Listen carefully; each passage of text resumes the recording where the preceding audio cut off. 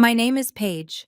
I am 33 years old and I am the senior risk analyst at a major Wall Street hedge fund. At Christmas dinner, my sister slapped me so hard my vision blurred, screaming that I was a jealous failure who ruined everything. My parents demanded I get on my knees and beg for forgiveness. When I refused, they kicked me out into the freezing snow. What they did not know as they slammed the oak door in my face was that I held the keys to their entire fake empire. The next morning at exactly 7 o'clock, they woke up to frozen bank accounts, foreclosure notices, and federal agents knocking on their driveway. Before I continue this story, let me know where you are watching from in the comments below. Hit like and subscribe if you have ever had to cut ties with a toxic family to protect your peace. Christmas Eve. At my parents' sprawling Connecticut estate was never about family. It was an orchestrated performance meant to maintain their illusion of immense wealth. Crystal champagne flutes clinked under the massive chandelier. Catering staff in black uniforms circled the crowded living room, offering appetizers to wealthy neighbors. The tree in the foyer was decorated by a professional designer. It was a picture-perfect holiday scene built entirely on lies that only I knew about.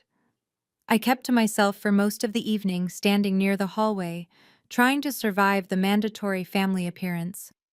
I was walking back from the kitchen, holding a glass of sparkling water, when I needed to pass through the main seating area.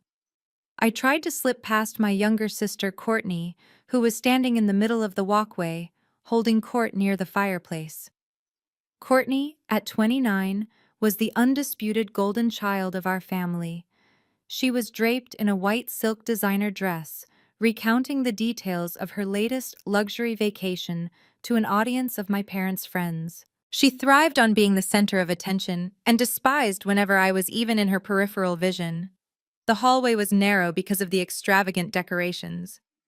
As I walked behind her, I barely brushed her shoulder. It was the lightest graze and unavoidable contact in a crowded room. But Courtney stopped speaking mid-sentence.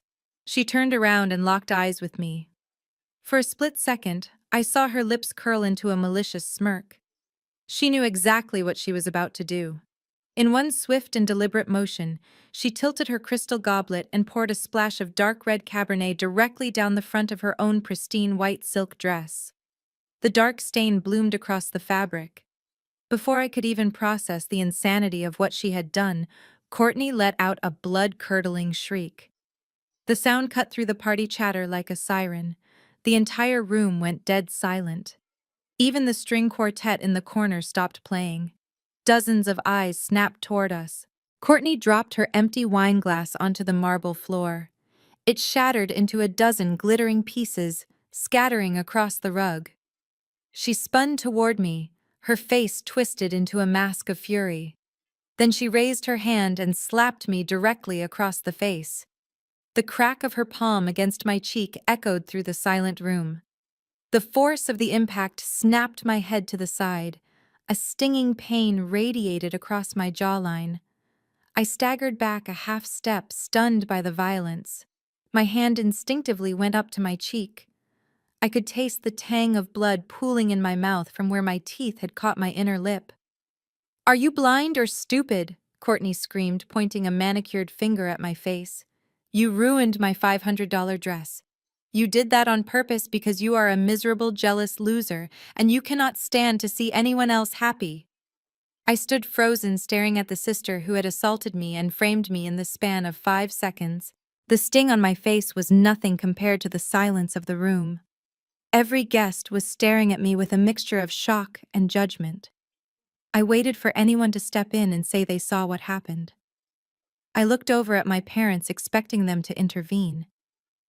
Instead, I watched my mother set down her drink and march toward me, her eyes filled with venom. She did not ask if I was okay or what had caused the sudden commotion. She had already made up her mind about exactly who was to blame for this evening being ruined. It was the same toxic pattern I had endured my entire life, but tonight, I was done playing the victim.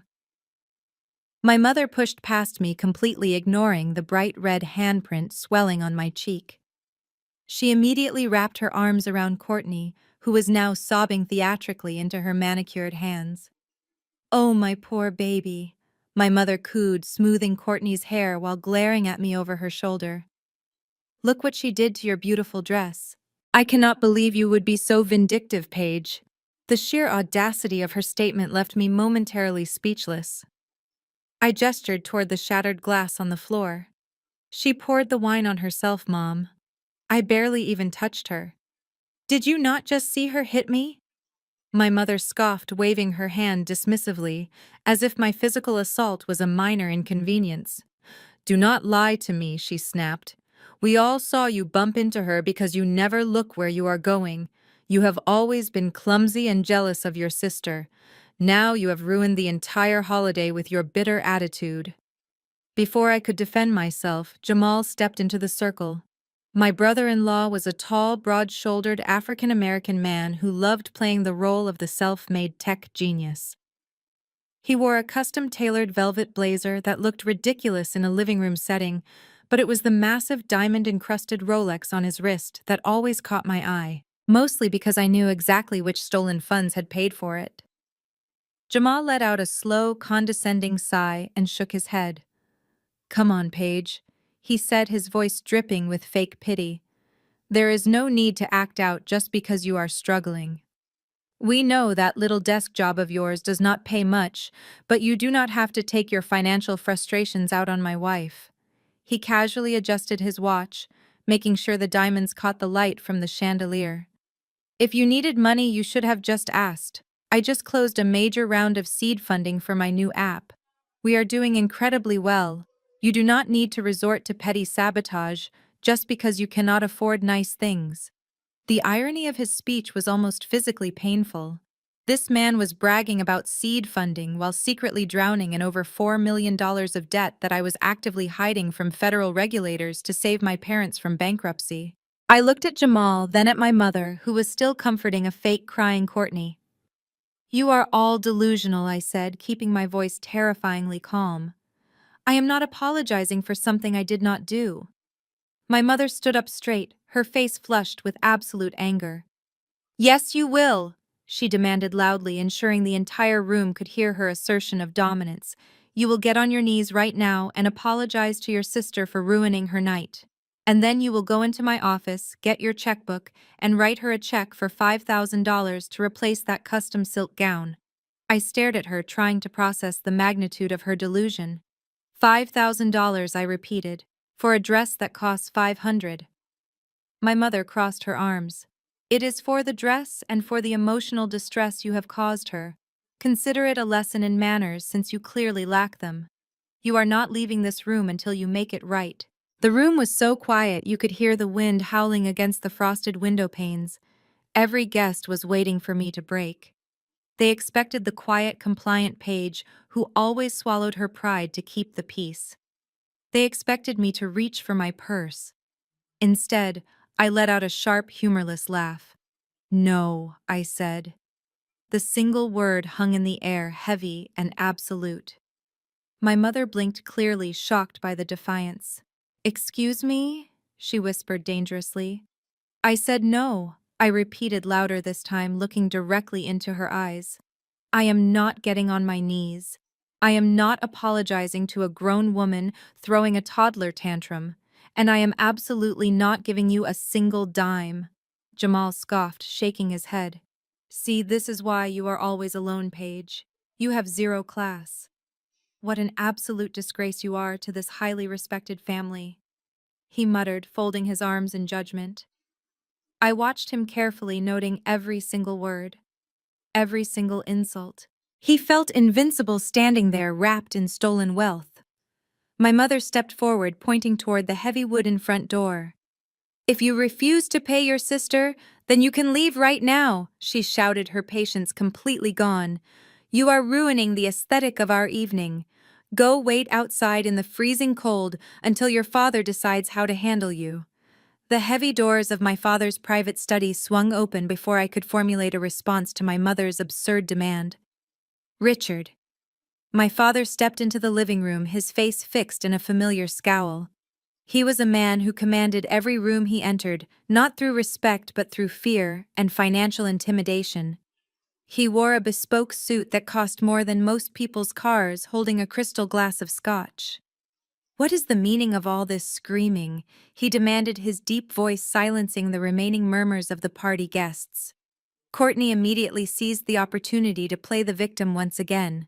She let out a fresh wave of theatrical sobs and buried her face into Jamal's velvet shoulder. "Daddy, Paige attacked me," she wailed, pointing a trembling finger in my direction. "She ruined my dress and now she is refusing to pay for it just because she is jealous of my life." My father did not look at the shattered glass on the floor. He did not look at the red mark still throbbing on my cheek. He did not ask a single question about what had actually transpired. His eyes locked onto me, filled with an icy disgust that I had known my entire life.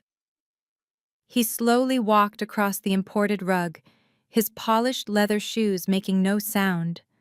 He stopped inches from my face, using his height to physically intimidate me. I waited for him to at least ask for my side of the story. I waited for a shred of paternal logic. Instead, he took a slow sip of his scotch and looked down at me like I was something foul he had stepped on. "You are a complete failure, Paige," he said, his voice dangerously low, but caring enough for the guests to hear. "You always have been. Every single holiday, every family gathering, you managed to ruin it with your bitter, resentful attitude." I stood my ground, refusing to shrink away from him.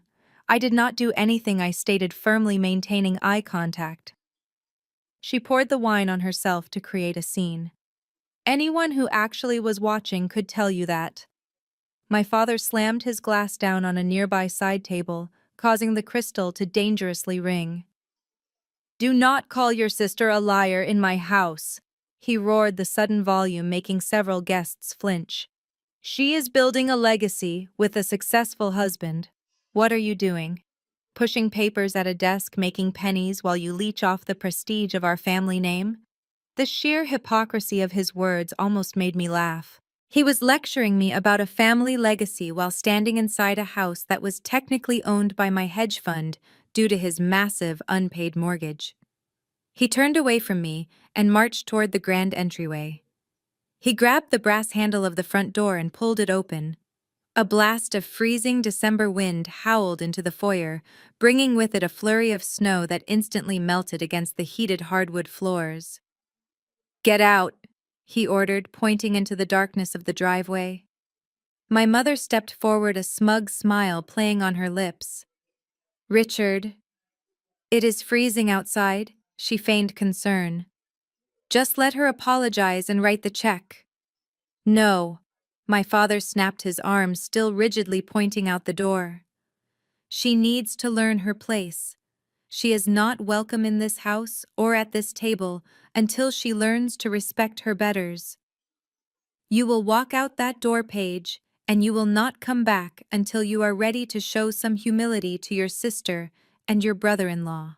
I looked around the room, taking in the faces of the people who were supposed to be my family. Courtney was hiding a triumphant smirk behind Jamal's arm. Jamal was shaking his head in mock disappointment. My mother was standing tall, victorious in her manipulation. And my father, the man whose financial survival depended entirely on my secret protection, was throwing me out into a blizzard. I felt a profound shift inside my chest. For 33 years, I had desperately craved their validation. I had silently absorbed their abuse, hoping that one day they would see my worth. But standing there, looking at their arrogant faces, I felt absolutely nothing. The anchor of familial obligation simply detached. I did not shed a single tear. I did not argue. I did not plead my case. I walked over to the coat closet and calmly retrieved my wool overcoat. I slipped it on, buttoning it up deliberately. The silence in the room was deafening as they watched me. They expected me to break down crying at the threshold. They expected me to beg. Instead, I walked past my father without breaking my stride. I stepped out onto the snow-covered porch. I did not look back as the heavy oak door slammed shut behind me, locking with a loud, definitive click. The cold air hit my face, but for the first time in my life, I felt completely free. The show was over. Now it was my turn to play. I walked down the driveway. Snow was falling rapidly now, coating the windshield of my car. I brushed the ice away with my bare hands, ignoring the biting cold. I started the engine and cranked the heater to the maximum setting. My hands were shaking not from the freezing temperature, but from pure adrenaline. The dashboard clock read 9:15. I sat there for a long moment watching the warm, golden light spilling from the massive bay windows of the estate. I could see the silhouettes of the party guests moving about, holding champagne flutes, oblivious to the rotting financial foundation beneath their feet. Inside that house, my family was likely celebrating my departure, toasting to Jamal's fake success and Courtney's pristine image. My phone vibrated sharply in my coat pocket, breaking the silence. I pulled it out and looked at the glowing screen. It was a message from Courtney. I opened it expecting perhaps a shred of fake remorse or a final demand for the $5,000. Instead, she had written something far more revealing. "You really know how to ruin a good time, Paige. Enjoy driving back to your miserable little apartment. Maybe if you actually tried harder, you would not be stuck living such a mediocre, pathetic life, while the rest of us actually succeed. You are an absolute embarrassment to Jamal and me.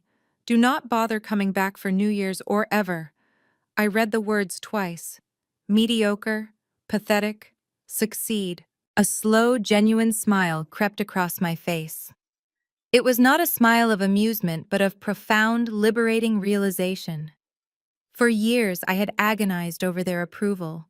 I had absorbed their daily insults, hoping that unwavering loyalty would eventually earn me their love.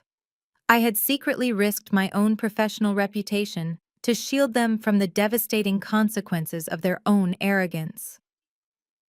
But this text message was the ultimate proof that my sacrifice meant absolutely nothing. They did not just misunderstand me, they actively despised me.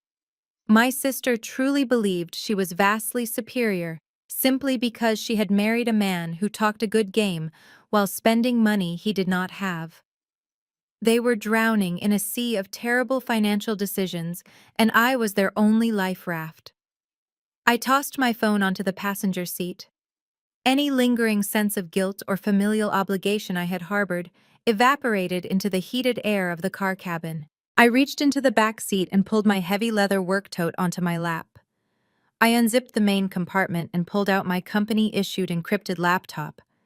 It was a heavy, cold piece of metal, a machine built for analyzing global market trends, corporate acquisitions, and in my specific department, the ruthless liquidations of distressed assets. I flipped the screen open. The glare illuminated the dark interior of my vehicle, casting sharp, cold shadows across my face. I watched the proprietary operating system boot up, the high-security biometric prompt flashing rhythmically on the screen. I pressed my thumb to the scanner and typed in my 32-character alphanumeric password. The secure desktop materialized, displaying the highly classified internal portal for Oaktree Capital. My family thought I was a mid-level paper pusher barely scraping by in a depressing cubicle. They had no idea that at 33 years old I directed a division that managed billions of dollars in toxic debt. They had no idea that my signature alone could authorize the freezing of corporate assets across international borders. Most importantly, they had absolutely no idea that 2 years ago, when their precious illusion began to crumble, I had quietly stepped in and purchased their massive defaulted mortgage from their original lender, burying it deep within an obscure holding portfolio at my firm to keep them from being evicted. I sat in the glow of the screen, the freezing Connecticut blizzard raging outside my windows. The Paige who walked into that house an hour ago, desperate for scraps of affection, was dead. The woman sitting in the car was the senior risk analyst they so deeply underestimated. They wanted to play a high-stakes game of status and wealth. They wanted to humiliate me using money as a weapon. They had no idea they had just handed a loaded gun to the person who owned the bank. I flexed my fingers, hovering over the glowing keyboard. It was time to show my sister and my parents exactly what my mediocre, pathetic life actually entailed. I was no longer the scapegoat they could kick around for fun. The transition from victim to executioner was complete. The glowing logo of Oak Tree Capital materialized on my screen, cutting through the darkness of the car.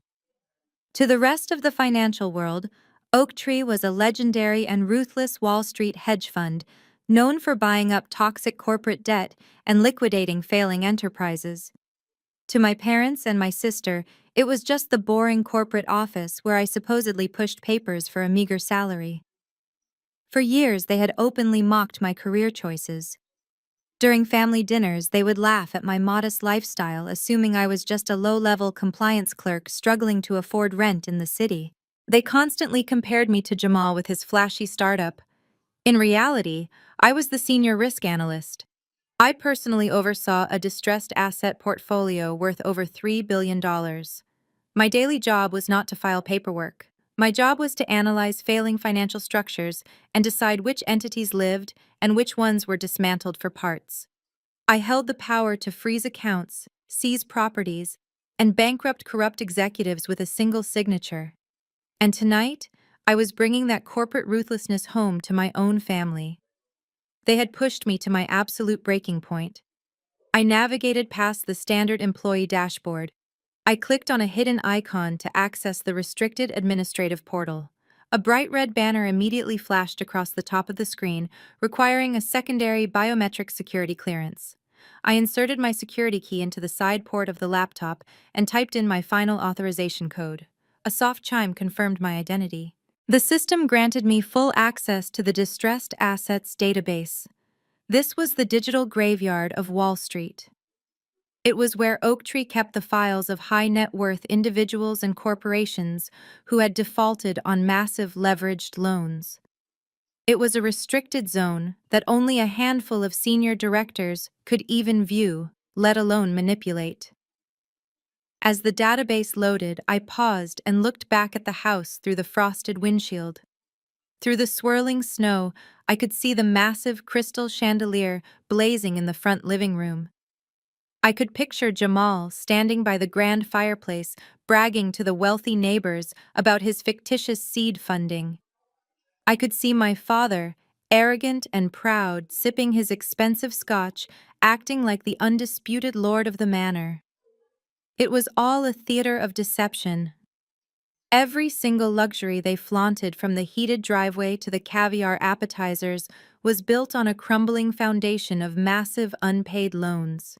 2 years ago, when their original lender prepared to foreclose on that very estate, I had secretly intercepted the bankruptcy file.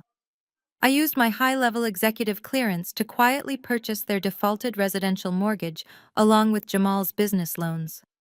I bundled all of their toxic debt into an obscure Oak Tree holding account hidden from public records. I had done it out of blind loyalty to save them from total public ruin and social disgrace. I had risked my own professional reputation to keep a roof over their ungrateful heads.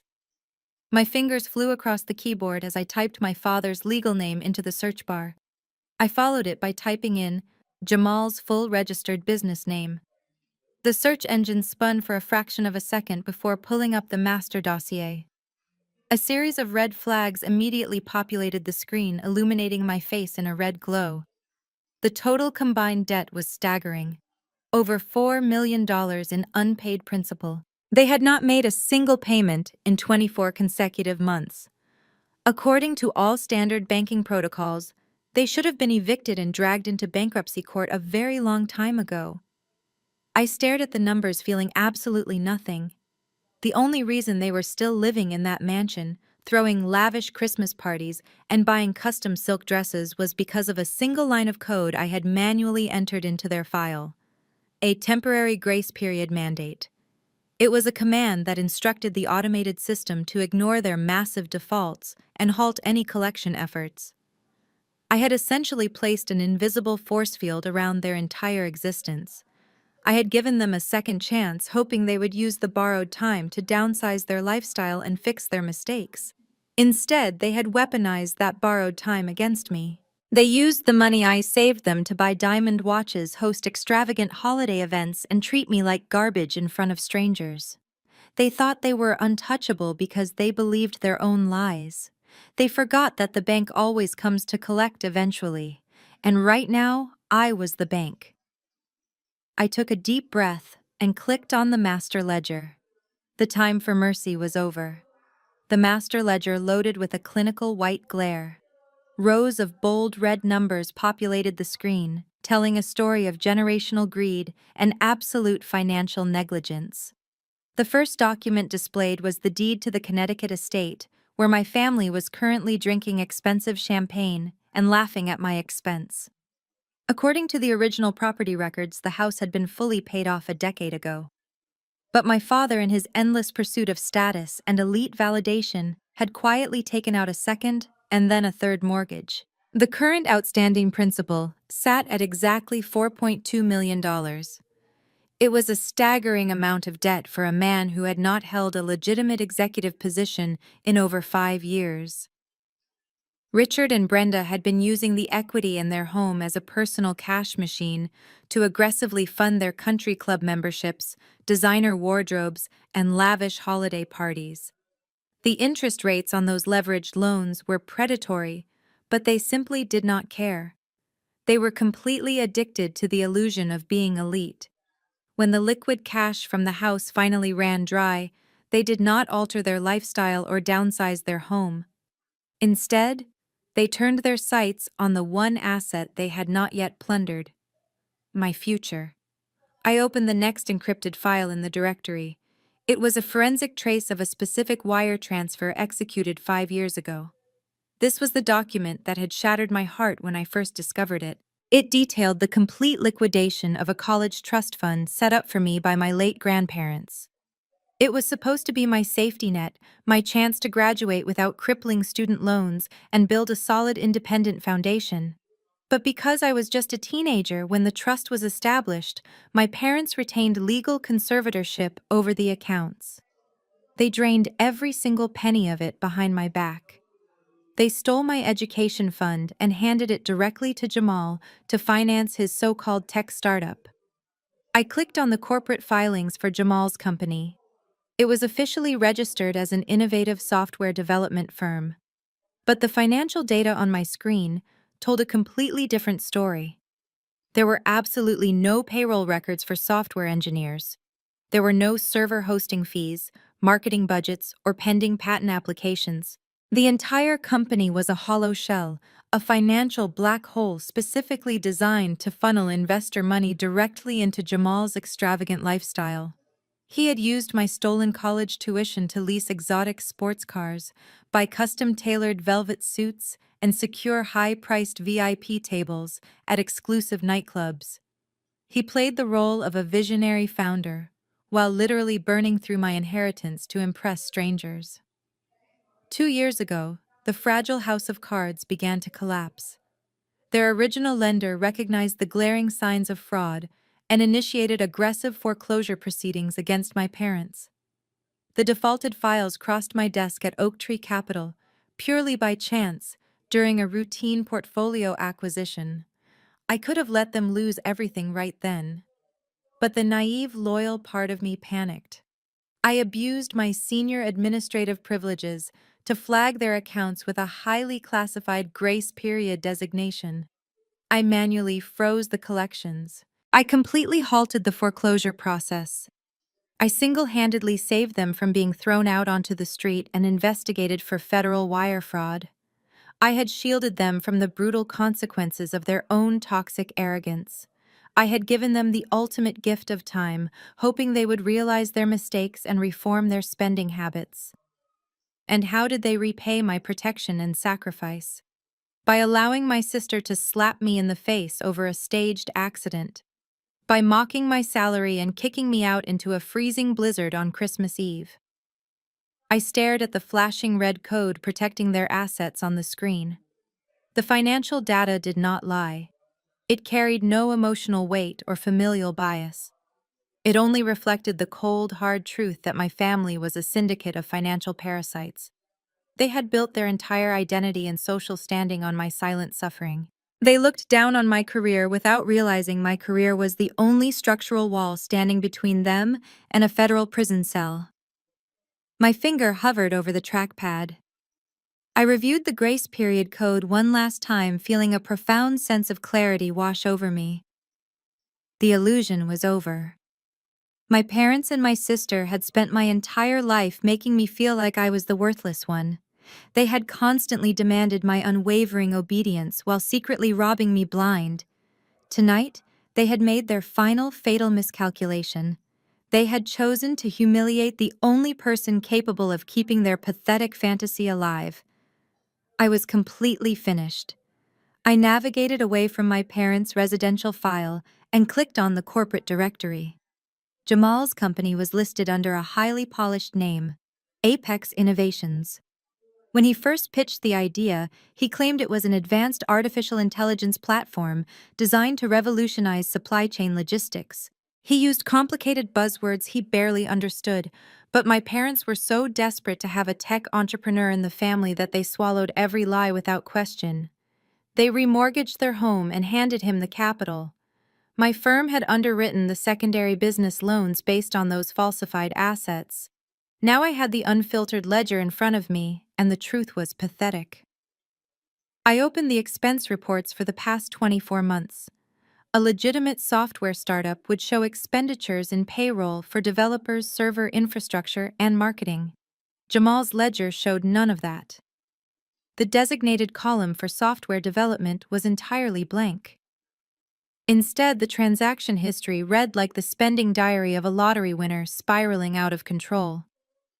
On May 12th, he spent $85,000 at an exotic auto dealership in Manhattan. That was the down payment for the matte black sports utility vehicle he drove to Thanksgiving dinner. He told my father the car was a corporate lease paid for by venture capital investors. It was actually paid for by the stolen equity in my parents' house. On August 3rd, there was a charge for $42,000 to a private aviation charter company. I remembered that weekend perfectly. Courtney had posted dozens of photos on her social media accounts bragging about their spontaneous trip to Aspen, claiming Jamal's company was celebrating a record-breaking quarter. They were not celebrating a business victory. They were celebrating with my parents' stolen money. The deeper I dug into the accounts, the more sickening the financial revelations became. There were monthly charges of $6,000 for exclusive tables at elite nightclubs in Miami and Las Vegas. There were massive credit card bills for designer clothing, high-end jewelry, and luxury watches. The diamond watch he flashed in my face an hour ago was purchased with the exact funds my parents drained from my college trust. He was literally wearing my education on his wrist while mocking my salary. But the most damning evidence was carefully hidden at the very bottom of the corporate ledger. It was a series of recurring wire transfers. Every month for the past year, Jamal had been moving exactly $50,000 from the Apex Innovations operating account into an offshore bank account located in the Cayman Islands. He had cleverly labeled these massive transfers as international consulting fees to bypass standard banking audits. I ran a forensic trace on the receiving offshore account using the advanced tracking tools available on my executive portal. The shell company in the Cayman Islands was not a tech consultancy firm. It was a private holding corporation registered under the name of a 22-year-old fitness model who lived in a luxury condominium in Miami. A high-rise condominium that Jamal was paying the monthly rent for out of company funds. He was not just scamming my parents to fund his marriage with my sister. He was actively embezzling their remaining money to fund a secret double life with his mistress. He was siphoning their wealth out of the country, preparing for the inevitable day when the entire financial illusion finally collapsed. And my parents, blinded by their absolute obsession with social status, were completely oblivious to the theft. They treated this con artist like royalty, while treating their own flesh and blood like garbage. I sat alone in the freezing car, staring at the undeniable proof of Jamal's betrayal. He had deliberately committed multiple serious federal crimes, including wire fraud, bank fraud, and tax evasion. If I submitted these specific findings to the federal authorities, he would easily face decades locked away inside a high-security penitentiary. And my parents would instantly lose absolutely everything they had ever worked so hard for. Their mansion and their elite social standing would vanish the second these documents became public records. For a brief moment, a small, familiar voice in my mind whispered that I should warn them. I should walk back into that warm house, show my father the ledger, and just let him handle it quietly. But then my cheek throbbed where Courtney had struck me. I remembered my father's cold eyes as he was throwing me out into the snow like a stray dog. They did not deserve my protection anymore.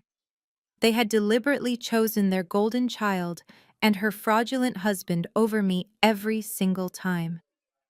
Now they were going to face the devastating consequences of their own toxic arrogance without my help. I stared at the blinking cursor on the grace period command line. For 24 months, those 12 characters of code had been the only thing shielding my parents from absolute financial ruin. I highlighted the string of text. I thought about the sting on my cheek. I thought about my father's cold voice telling me to get out of his house. I thought about Jamal wearing my stolen future on his wrist. I pressed the delete key. The code vanished from the screen. In an instant, the protective barrier was gone. The system immediately recognized the massive defaults. Warning banners flashed across my dashboard in bright crimson. The Oaktree Capital Automated Collection Protocol instantly awoke from its forced hibernation. It recognized $4.2 million in unpaid residential mortgages and another $2 million in defaulted corporate loans. The system asked for manual confirmation to proceed with standard liquidation procedures. I did not just confirm it, I escalated it. I opened the administrative terminal and bypassed the standard 30-day notice protocol. Given the undeniable evidence of active embezzlement and offshore wire fraud, I had the legal authority to trigger an immediate asset seizure. I typed in the command codes to freeze every single financial account tied to Richard, Brenda, Jamal, and Courtney.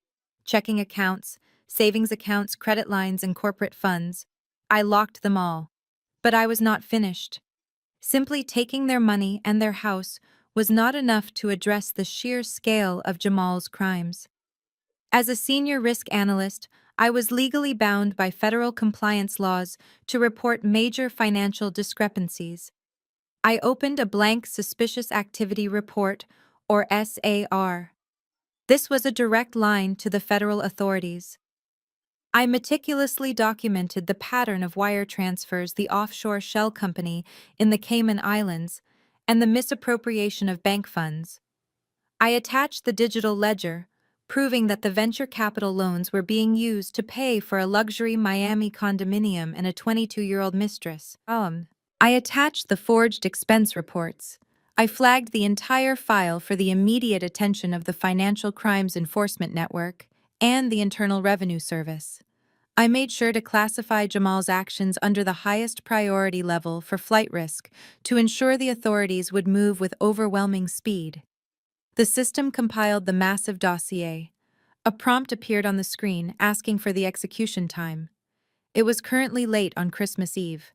The financial markets and federal offices were closed for the holiday. If I executed the protocol right now, it would sit in a digital queue until the next business day, giving them a slight chance to notice the frozen accounts and attempt to flee. I wanted the element of total surprise. I wanted the blow to be absolute. I clicked on the scheduling calendar.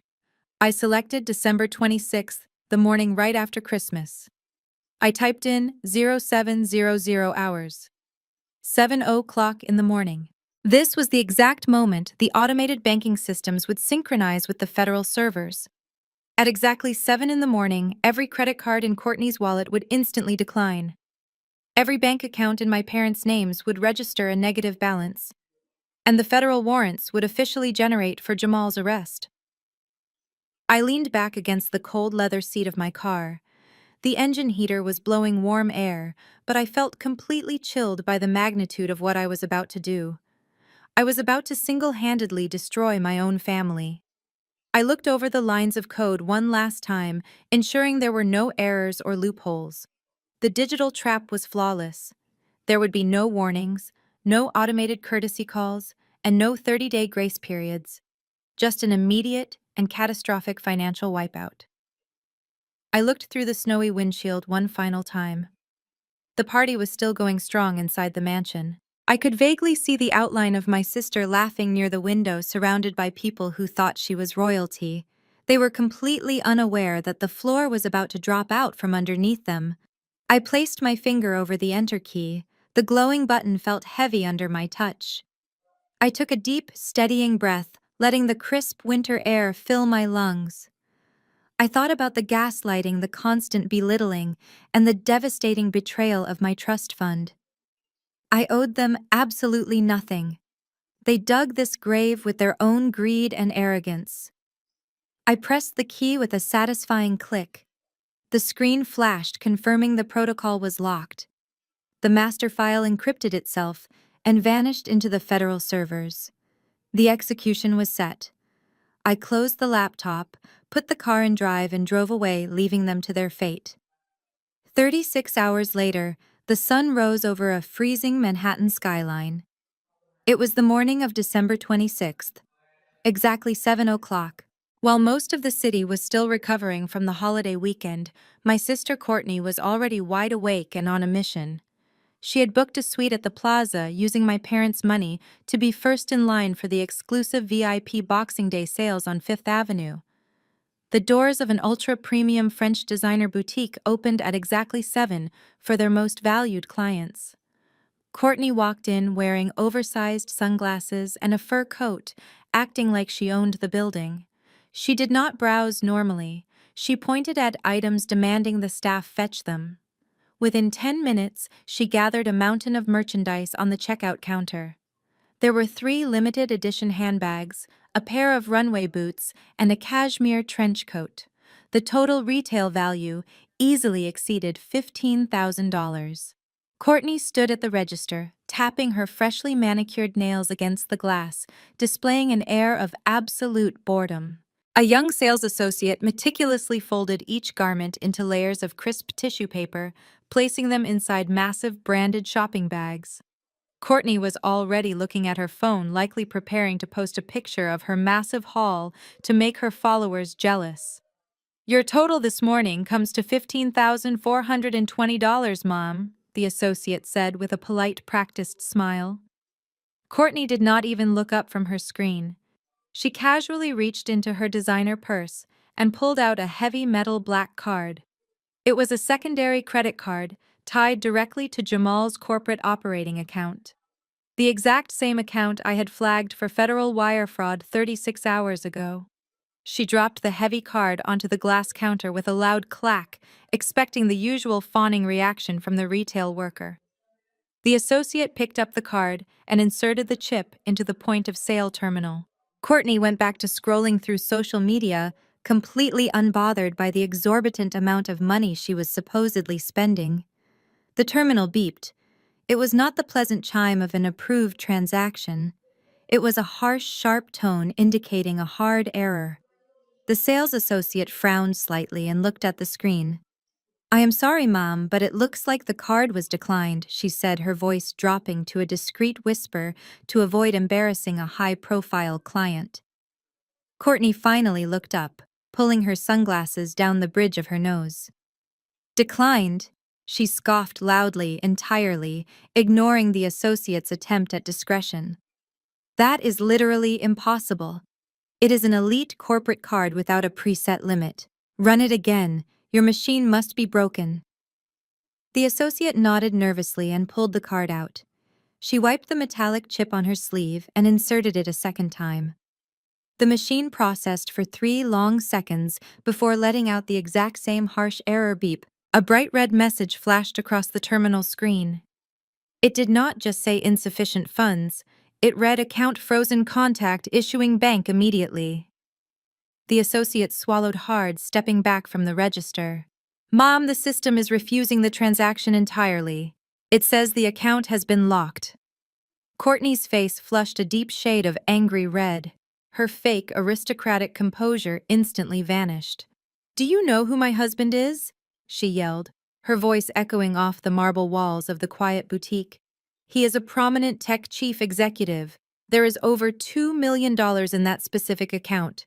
You are doing it wrong. Let me see that machine." She aggressively reached across the counter and snatched her card back. Other wealthy shoppers in the boutique stopped browsing and turned to look at the commotion. The illusion of Courtney's perfect elite life was beginning to crack under the bright lights of the store. "I will just use my personal platinum card," she snapped, digging furiously through her expensive wallet. She pulled out a silver card tied to my parents' residential equity line and shoved it at the associate. The terrified worker ran the silver card. The machine immediately shrieked with another violent decline. This screen flashed a different code reading "Secondary Assets Frozen Pending Federal Review." Courtney stared at the glowing red text, completely speechless, as the reality of her situation began to sink in. The money was gone. Courtney snatched the silver card back from the counter, her hands shaking. She frantically tore through the compartments of her expensive designer wallet, pulling out every single piece of plastic she could find. "This is ridiculous," she muttered. "You need to try this one. It is a platinum rewards card. And run this one too. Just run them all." She slammed 3 more backup credit cards onto the polished glass. The sales associate looked overwhelmed but dutifully picked up the first backup card. It was a high-limit gold card registered to my father. She carefully inserted it. The terminal processed for 2 seconds before emitting a harsh, jarring beep. "Declined," the associate whispered quietly. She picked up the next card, a premium travel card tied to Jamal's personal accounts. She slid it into the reader. Another sharp beep echoed through the store. "Frozen pending review." The associate read aloud, her voice trembling. She picked up the final card. It was Courtney's personal emergency credit card. She pushed the metal chip into the slot. The machine shrieked one last time. "Account suspended." The associate confirmed quickly, stepping backward from the register. The sudden silence in the luxury boutique was absolute. She stared at the 4 rejected credit cards scattered across the pristine glass counter. The sales associate looked at her not with anger, but with deep, unmistakable pity. It was the exact same look you would give a homeless person begging on the street. "Ma'am, I am so sorry, but none of these are going through," the associate said softly. "Perhaps you should call your bank. There might be a fraud alert on your profiles." Courtney gripped the edge of the counter, her knuckles turning white. "Do not look at me like that," she hissed loudly, her carefully constructed elite persona completely shattering. "I am not some broke window shopper. My family owns a massive estate. My husband is a millionaire. Run them again. You are purposely doing this to embarrass me." Other wealthy customers in the store had completely abandoned their morning shopping. A group of wealthy women wearing cashmere coats stood near the entrance, openly staring. One of them leaned over and whispered something to her friend, hiding a cruel smile. Courtney noticed the whispering and spun around, her face contorted with rage. "What are you looking at?" she screamed at the women. "Have you never seen a machine malfunction before? You should mind your own business." The women simply turned away, their expressions morphing into sheer disgust. The boutique manager, a tall man in a sharp, tailored suit, quickly walked over from the back office. "Is there a problem here, miss?" he asked, his tone perfectly polite but carrying firm authority. "Yes, there is a massive problem," Courtney yelled, pointing a shaking finger at the terrified sales associate. "Your employee is incompetent, and your machines are broken. I demand you give me my merchandise right now and bill my account manually." The manager glanced at the terminal screen, observing the federal freeze warnings. He calmly gathered Courtney's 4 declined credit cards and handed them back to her. "I assure you our systems are working perfectly fine, miss," he said, his voice icy and professional. "The messages indicate your financial institutions have legally restricted your access to these funds. We cannot release $15,000 worth of merchandise without valid payment. Now I must ask you to lower your voice. You are disturbing our clients." Courtney slammed her hands against the glass display case, causing the expensive jewelry inside to rattle. "I am not leaving without my bags," she shrieked, stomping her foot like a spoiled toddler. "Do you know who I am? I will buy this entire store and fire all of you." The manager did not flinch. He simply raised his hand and gestured toward the entrance. Two large security guards dressed in dark suits immediately stepped forward. They flanked Courtney on both sides, towering over her. "Miss, it is time for you to leave," one of the guards said, leaving absolutely no room for negotiation. Courtney looked at the mountain of beautifully wrapped bags sitting on the counter. "Those are mine," she protested, her voice finally cracking with genuine panic. "They are not yours," the manager replied coldly. "Please escort her out." The guard stepped closer, grabbing Courtney's arms. She tried to pull away, screaming obscenities and threatening lawsuits, but they effortlessly marched her across the marble floor. The wealthy patrons watched in stunned silence as the elite socialite was physically dragged out of the boutique. The heavy glass doors swung shut behind her, cutting off her frantic screaming. She was left standing alone on the freezing New York sidewalk, clutching her useless, declined credit cards, while the entire shopping district watched her complete downfall. While Courtney was standing on the freezing pavement of Fifth Avenue, my father Richard was waking up in the master suite of his Connecticut mansion. The morning sun was reflecting off the fresh snow outside his bedroom window, casting a light across the imported silk sheets. He stretched, reaching over to the mahogany nightstand to grab his smartphone. It was his morning ritual to check the global market indexes before heading downstairs for his espresso. But when he tapped the screen to wake the device, he did not see the usual financial news alerts. Instead, his lock screen was entirely filled with a wall of high-priority notifications from his banking institution.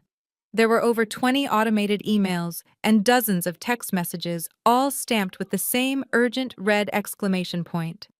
Richard frowned, putting on his reading glasses. He opened the first email expecting it to be a security check or a seasonal promotional offer.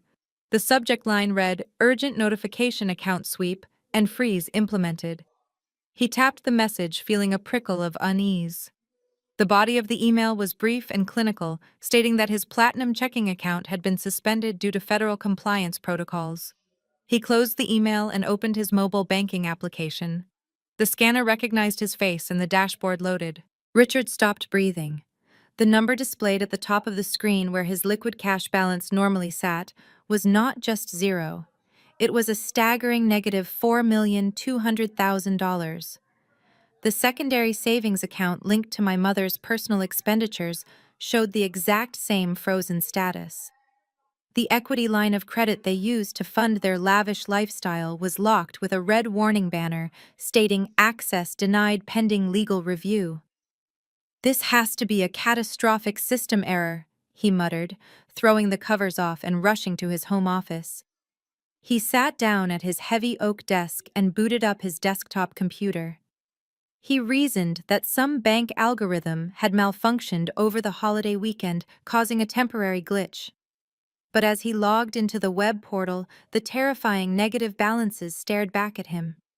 He picked up his phone and dialed the priority customer service number reserved for high-net-worth clients. He expected an immediate answer and a groveling apology from a branch manager.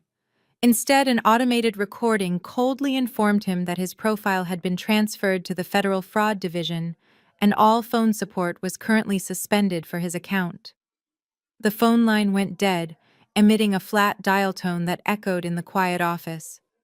Before Richard could even process the reality of the dead phone line, a loud, aggressive pounding echoed from the first floor. It was not the polite knock of a neighbor or the doorbell ring of a standard delivery driver. It was a heavy, authoritative pounding that practically rattled the frosted glass panes of the grand double doors. Richard tightened his silk robe, his frustration boiling over. He marched down the sweeping, curved staircase, muttering under his breath about the sheer incompetence of delivery services ruining his quiet holiday morning. He unlocked the deadbolt and yanked the heavy door open, ready to berate whoever was standing on his porch. A burly man in a heavy winter jacket stood on the welcome mat, holding a thick manila envelope and a digital clipboard. "Are you Richard?" he asked, his voice devoid of any customer service politeness. "Yes, I am," Richard snapped, crossing his arms. "What is the meaning of banging on my door like a police officer at this hour?" The man did not apologize or explain. He simply shoved the heavy envelope into Richard's chest, forcing him to grab it. "You have been served," the man stated flatly. He turned around and walked briskly down the snow-covered driveway toward an unmarked sedan without looking back. Richard stood in the freezing doorway, staring at the envelope in his hands. He tore open the top flap and pulled out a thick stack of legal documents stamped with the official seal of the State Superior Court. The cover page was printed in bold black ink. It read, "Notice of immediate foreclosure and seizure of property." His eyes darted down the page, scanning the dense legal jargon until he hit the core message. The primary lender, Oaktree Capital Management, was officially executing its right to seize the estate due to 24 months of defaulted payments. The document stated that the grace period had been permanently revoked. Richard felt his knees go weak. The piece of paper trembled in his hands as the freezing winter wind swept into the warm foyer. The grand illusion of his wealth, the house, the cars, the status, was evaporating right in front of his eyes. Richard could not tear his eyes away from the bold black lettering on the foreclosure document. The thick papers felt heavy in his trembling hands. The freezing wind whipped through the doorway, but he was completely paralyzed by reality. Brenda hurried down the sweeping staircase, tightening her cashmere robe. She was annoyed by the cold air invading the foyer. Richard shut the door. "What is going on?" she demanded, her voice shrill. "Who was pounding on our door like a criminal?" Richard slowly turned to face his wife. His face was drained of color, making him look suddenly frail. "We are ruined, Brenda," he whispered, his voice cracking. "The bank is foreclosing on the house. They have frozen all of our accounts. There is absolutely nothing left." Brenda stopped on the stairs, staring at him as if he spoke a foreign language. "That is completely absurd," she snapped, marching down the remaining steps. "We are wealthy, Richard. The bank does not just freeze our money without warning. Call the branch manager immediately and fix this ridiculous error." Before Richard could explain, Jamal casually strolled out of the guest hallway. He was wearing silk pajamas and aggressively tapping his smartphone screen. His face was twisted into a scowl of pure irritation. "Are you two having internet issues?" he complained, not looking up. "I just tried to wire a vendor for my company, and my banking application keeps crashing. It says my corporate operating account is temporarily suspended. This is completely unacceptable for a client of my tier." Richard looked at his son-in-law, clutching the foreclosure notice. "It is not an internet glitch, Jamal," he said quietly. Before Richard could elaborate, a loud crunching sound echoed from the front of the estate. It was the heavy, unmistakable sound of large tires plowing through the fresh driveway snow at high speed. The three of them turned their attention toward the massive frosted window panes flanking the front door. Three identical black sport utility vehicles with dark-tinted windows aggressively pulled up, forming a barricade across the circular driveway. The vehicles blocked Jamal's exotic sports car, preventing any possibility of escape. Jamal dropped his phone onto a nearby console table, his arrogant posture instantly collapsing into visible panic. "Who are those people?" Brenda asked, taking a step back as the heavy doors of the vehicles swung open in unison. 6 men and 2 women stepped out into the freezing morning air. They were not wearing standard police uniforms. They wore tactical winter jackets with large yellow letters printed across the back, indicating they were federal agents with the Financial Crimes Division. The lead agent, a tall man with a stern face, walked directly up the porch steps and pounded a heavy fist against the wooden door. Richard mechanically reached out and opened it, his mind completely blank. The agent held up a gold badge. "We are looking for Jamal." The agent stated his tone, leaving no room for negotiation. "We have federal warrants for the immediate seizure of all assets associated with Apex Innovations." Jamal physically recoiled, stumbling backward until his back hit the foyer wall. "There must be a massive misunderstanding," he stammered, his voice pitching up in pure terror. "I run a legitimate tech company. You have the wrong address." The lead agent stepped inside the house, signaling for 2 other agents to follow him. The agent pulled a thick folder from his jacket. "We do not have the wrong address," he replied, pulling out a legally binding warrant. "We have documented evidence of multiple fraudulent wire transfers to offshore accounts." We are here to seize the matte black luxury vehicle in the driveway, along with all corporate electronics and high-value personal items purchased with misappropriated funds. Brenda let out a sharp gasp, clutching Richard's arm. Fraudulent transfers. She repeated, her eyes darting between the federal agents and Jamal. Jamal, what are they talking about? Jamal could not even look at her. He was hyperventilating, watching helplessly as agents began searching the coat closet and guest rooms. Another agent walked up to Jamal, holding out a plastic evidence bag. Hand over the diamond Rolex watch, the agent ordered. Jamal hesitated, his hands shaking uncontrollably. Do it now, or you will be placed in handcuffs for obstructing a federal investigation, the agent warned, stepping closer. Jamal frantically unclasped the heavy diamond watch and dropped it into the plastic bag. The illusion of the brilliant tech entrepreneur vanished completely, revealing a terrified con artist caught in his own trap. Richard looked down at his foreclosure notice and then up at the federal agents dismantling his son-in-law's fake empire. The devastating truth finally hit him. Their entire life was a house of cards, and someone had just set it on fire. Richard stood in the foyer watching the federal agents tear through his home. The reality was too massive, too devastating for his arrogant mind to comprehend. Instead of accepting the collapse of his financial facade, he did what he had done his entire life. He searched for a scapegoat. He retreated to his home office, slamming the heavy door shut to block out the sounds of agents cataloging Jamal's stolen luxury items.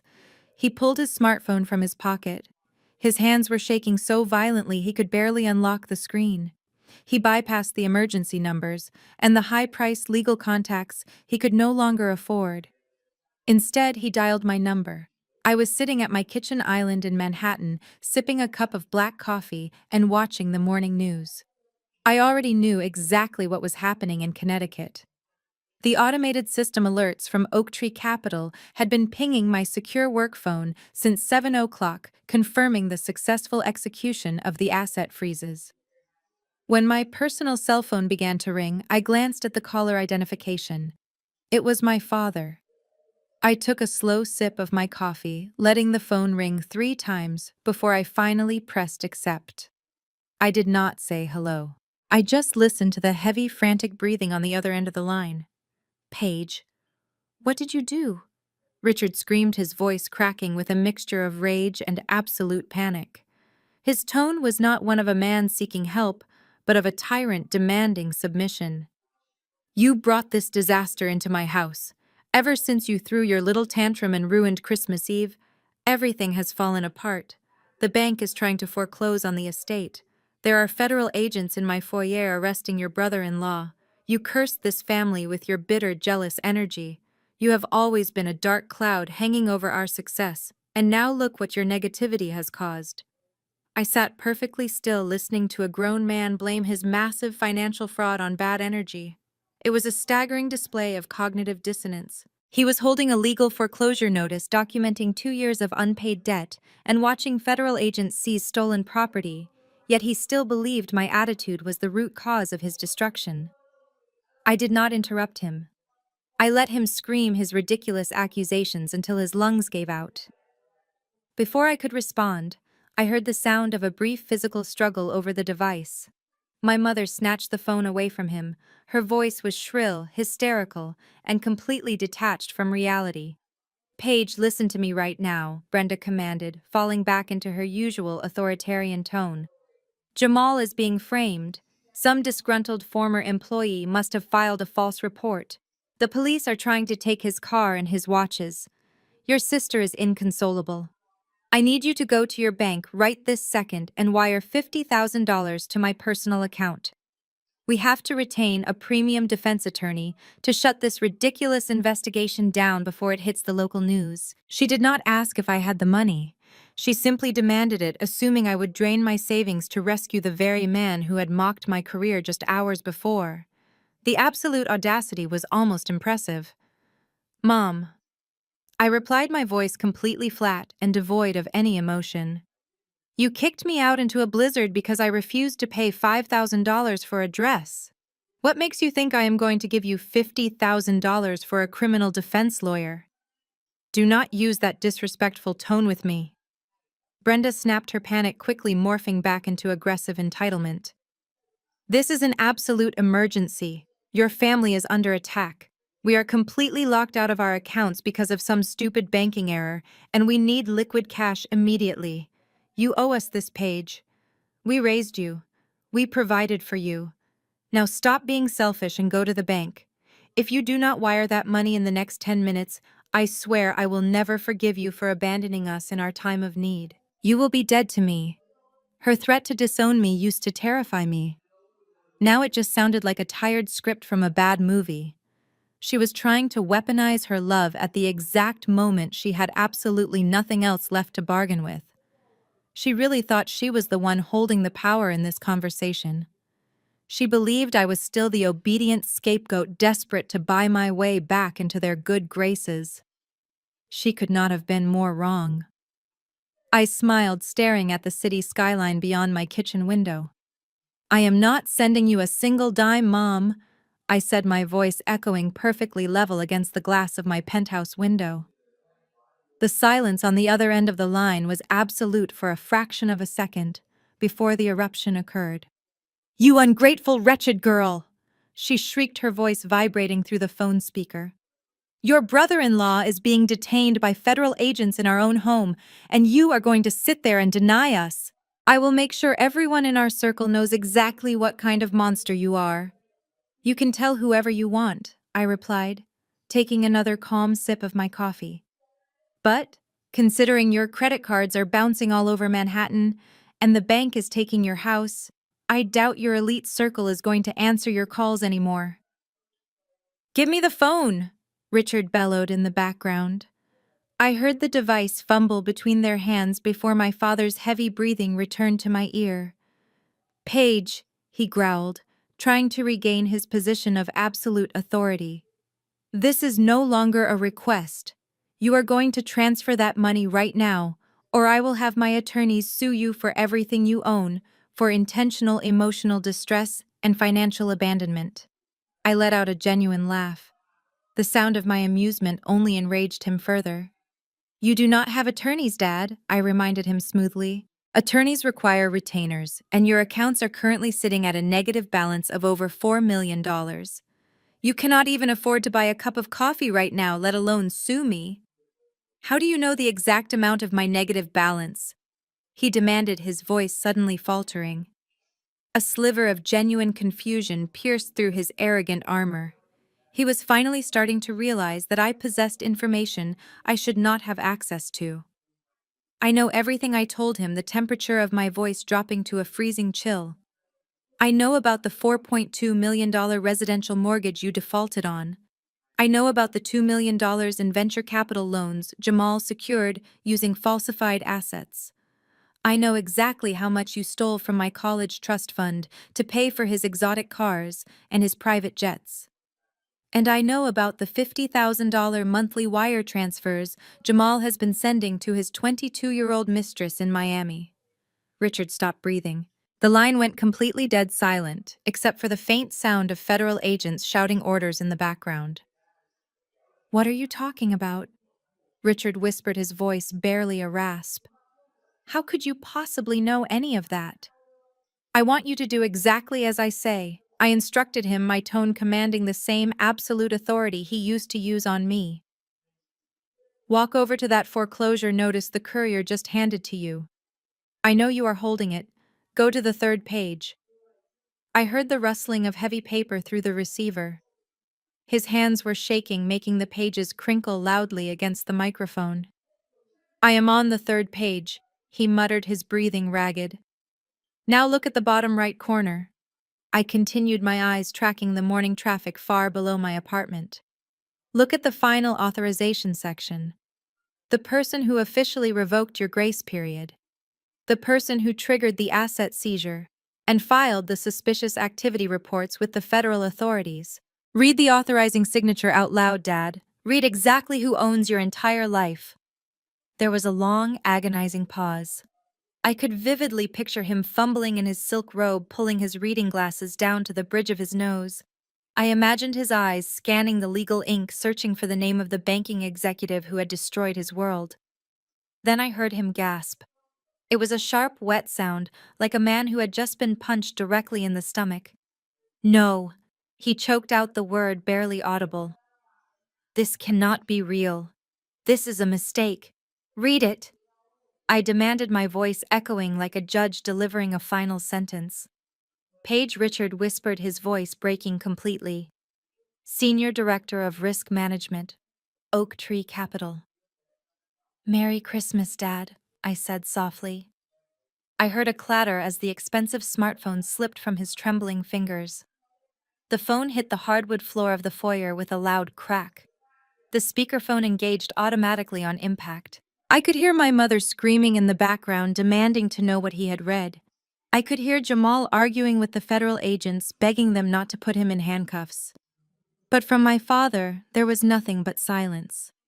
The towering, intimidating patriarch who had thrown me out into the blizzard less than 48 hours ago was completely broken. He finally realized the worthless daughter he despised was the true architect of his total annihilation. I ended the call and placed my phone face down on the marble island. I knew exactly what would happen next. My father was not the type of man to accept defeat over the phone. His entire worldview was built on physical intimidation and asserting dominance. The moment the shock wore off, the anger would take over. He would pack my mother, my sister, and my brother-in-law into whatever vehicle the federal agents had not yet impounded and drive straight to Manhattan. They were coming to force me into submission. They still operated under the delusion that I was the weak, isolated daughter they could bully.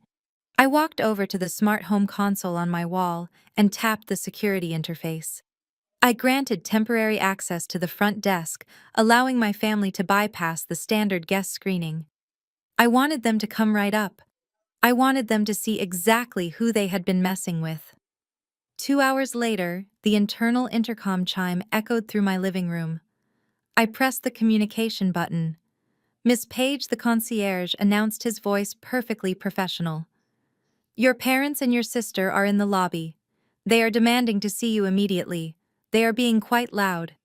Send them up, David, I replied. Use the private express elevator. I walked over to the floor-to-ceiling windows overlooking the city and waited. Down in the lobby, my family was undoubtedly preparing their attack. For years, they had relentlessly mocked my living situation. Because I never invited them over, they assumed I lived in a cramped, depressing studio apartment, barely scraping by on a miserable entry-level salary.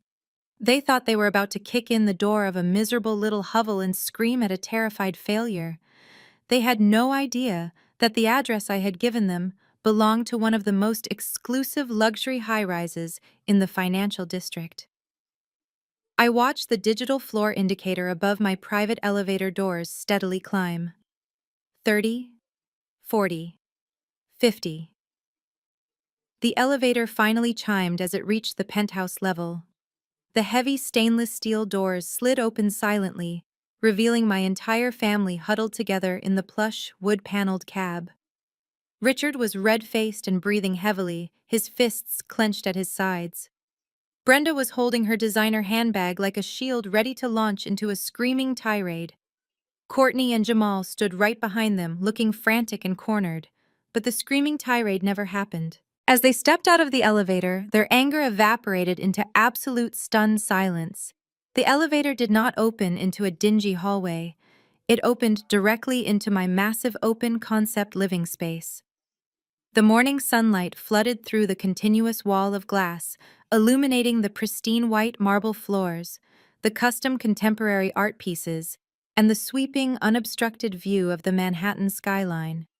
The ceiling soared high above them, featuring a modern crystal chandelier that dwarfed the one in their Connecticut foyer.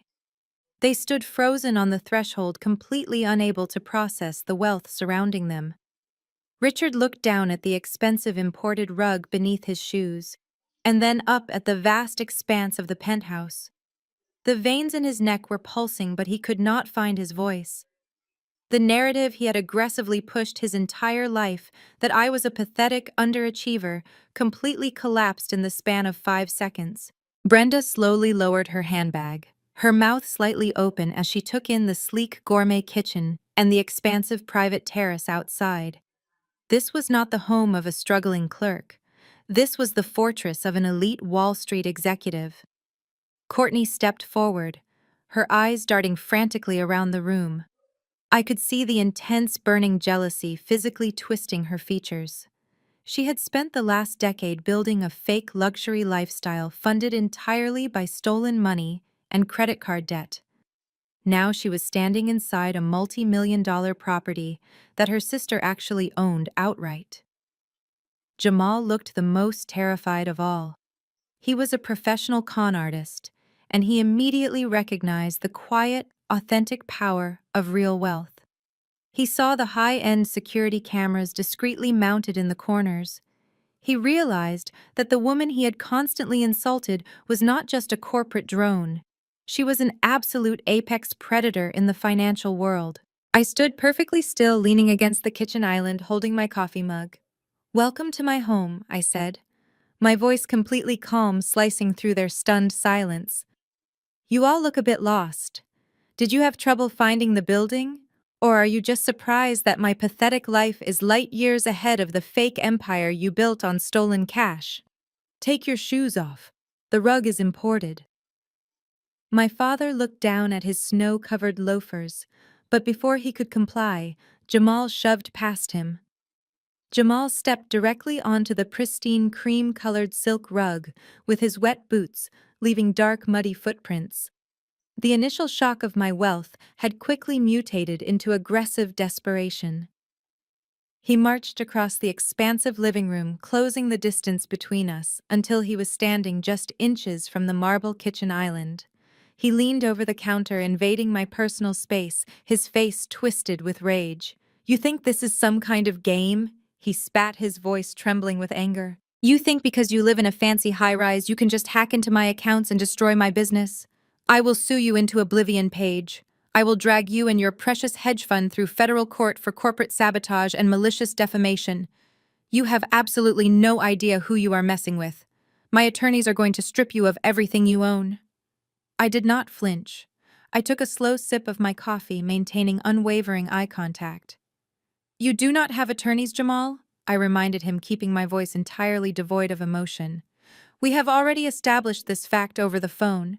You cannot hire a premium legal team when your operating accounts are currently frozen under a federal fraud investigation. And as for corporate sabotage, Oaktree Capital is the primary underwriter for your venture loans. We own your debt. Therefore, we possess the absolute legal right to liquidate your assets the moment you violate the terms of your contract." Jamal slammed his hands down hard on the marble countertop, causing my coffee mug to rattle. He leaned closer, his chest heaving, his eyes wide with a frantic, manic energy. He was trying to use his physical presence to bully me into submission. It was the same tactic my father used for decades, but on Jamal it just looked pathetic. "Listen to me carefully," he growled, lowering his voice to a threatening whisper. "I have high-profile investors waiting on me. I have international contracts pending. You are going to walk over to wherever you keep your laptop, log into your system, and reverse this entirely fake freeze right now. If you do not undo this immediately, I will personally see to it that you spend the rest of your miserable life in a federal penitentiary for cybercrimes. Do you understand me? You are going to fix this before my company loses another dime." I set my coffee mug down on the counter. The ceramic clicked sharply against the marble. "Jamal," I said, speaking to him as if he were a slow child, "you do not have a company. You have a glorified shell corporation that you use as a personal piggy bank. There are no international contracts. There are no high-profile investors. The only money funding your fake lifestyle was the money you conned out of my parents." Courtney marched up to the island, standing right beside her husband. She pointed a shaking, manicured finger at my face. "How dare you accuse him of that?" she shrieked, her voice echoing off the high ceilings. "Jamal is a brilliant entrepreneur. You are just saying these horrible things because you are deeply jealous that I married a successful man and you are alone. You hacked into our accounts because you want to ruin my life." Jamal nodded aggressively, stepping around the edge of the marble island to close the remaining distance between us. He was now standing inside the kitchen area, towering over me. His physical intimidation was escalating rapidly as his desperate mind struggled to regain control of the narrative. "I am giving you one last warning, Paige," he demanded, pointing toward the hallway. "You are going to unlock my money right this second, or I will make you regret the day you were born. Do not think that you can just sit up here in your ivory tower and play God with my business. I will call the police right now and report you for corporate espionage." I stood my ground, refusing to step backward despite his overwhelming physical proximity. I looked at his hands, noting the absence of the heavy diamond Rolex he loved to flaunt. "Go ahead and call them," I challenged him, leaning forward slightly so my face was inches from his. "Call the police, Jamal. Tell them exactly how you managed to purchase a luxury vehicle using a small business development loan. Tell them all about the venture capital funds you used to secure private jets. I am sure the federal authorities would absolutely love to hear your exact explanations." Jamal recoiled as my words hit him. The manic, aggressive energy instantly drained from his body, leaving behind nothing but the hollow shell of a terrified man. He took a slow step backward, his eyes darting toward my father for support. Richard had finally realized intimidation was entirely useless against me. I held all the cards, and I was completely immune to their standard bullying tactics. When brute force fails, manipulators will always pivot to their secondary weapon: guilt. My mother stepped forward, pushing Jamal aside. She abandoned the angry, entitled persona she had carried into the penthouse. Instead, her face melted into a mask of profound sorrow. Her eyes welled up with tears that she had likely summoned on command. She clasped her hands together, holding them against her chest, in a theatrical display of maternal desperation. "Paige, please," she begged, her voice trembling with manufactured emotion. "Look at what is happening to us. Look at what you are doing to your own blood. We are a family. Families fight and families make mistakes, but we always protect each other in the end. You cannot just destroy us over a misunderstanding." "A misunderstanding," I repeated, letting the word hang in the quiet air of the penthouse. "You call a massive multi-million-dollar federal wire fraud a misunderstanding. You call stealing my entire college education a misunderstanding." Richard moved to stand beside my mother, placing a comforting hand on her shoulder. He looked at me with a pathetic expression of wounded pride. "We did what we had to do to survive, Paige," he said, his voice thick with fake regret. "I was trying to maintain our legacy. I was trying to make sure you girls always had a respectable name to fall back on. Yes, I borrowed against the house, and yes, I used your trust fund. But it was always my intention to pay you back once Jamal's business took off. We invested in him because we believed in this family. We were trying to build generational wealth for all of us. You have to understand the immense pressure I was under. The sheer level of gaslighting was astonishing. He was actively trying to reframe his selfish financial crimes as an act of noble paternal sacrifice. He was trying to make me feel guilty for not appreciating the fact that he stole my money to fund a fake tech company. I simply stared at him, refusing to give him the emotional reaction he so desperately craved. When my silence stretched on, my mother decided to play her ultimate trump card. She walked over to Courtney, who was still standing near the elevator, looking pale and defeated. Brenda wrapped her arms around Courtney's shoulders and gently pulled her forward. Courtney immediately understood her cue. She placed a protective hand over her flat stomach and looked down at the floor, sniffing softly. "Paige, if you will not do this for us, then you have to do it for your sister," Brenda pleaded, her voice breaking into a loud, theatrical sob. "Courtney is pregnant. She just found out last week. She is carrying your nephew. The stress of this morning has already sent her into a panic attack. Her doctor said any severe emotional trauma could cause a miscarriage. Do you really want that on your conscience? Are you genuinely willing to make a pregnant woman and your own innocent nephew homeless just to prove a point?" I looked at Courtney's hand resting gently on her stomach. It was a brilliant, desperate lie. I knew for an absolute fact that she was not pregnant.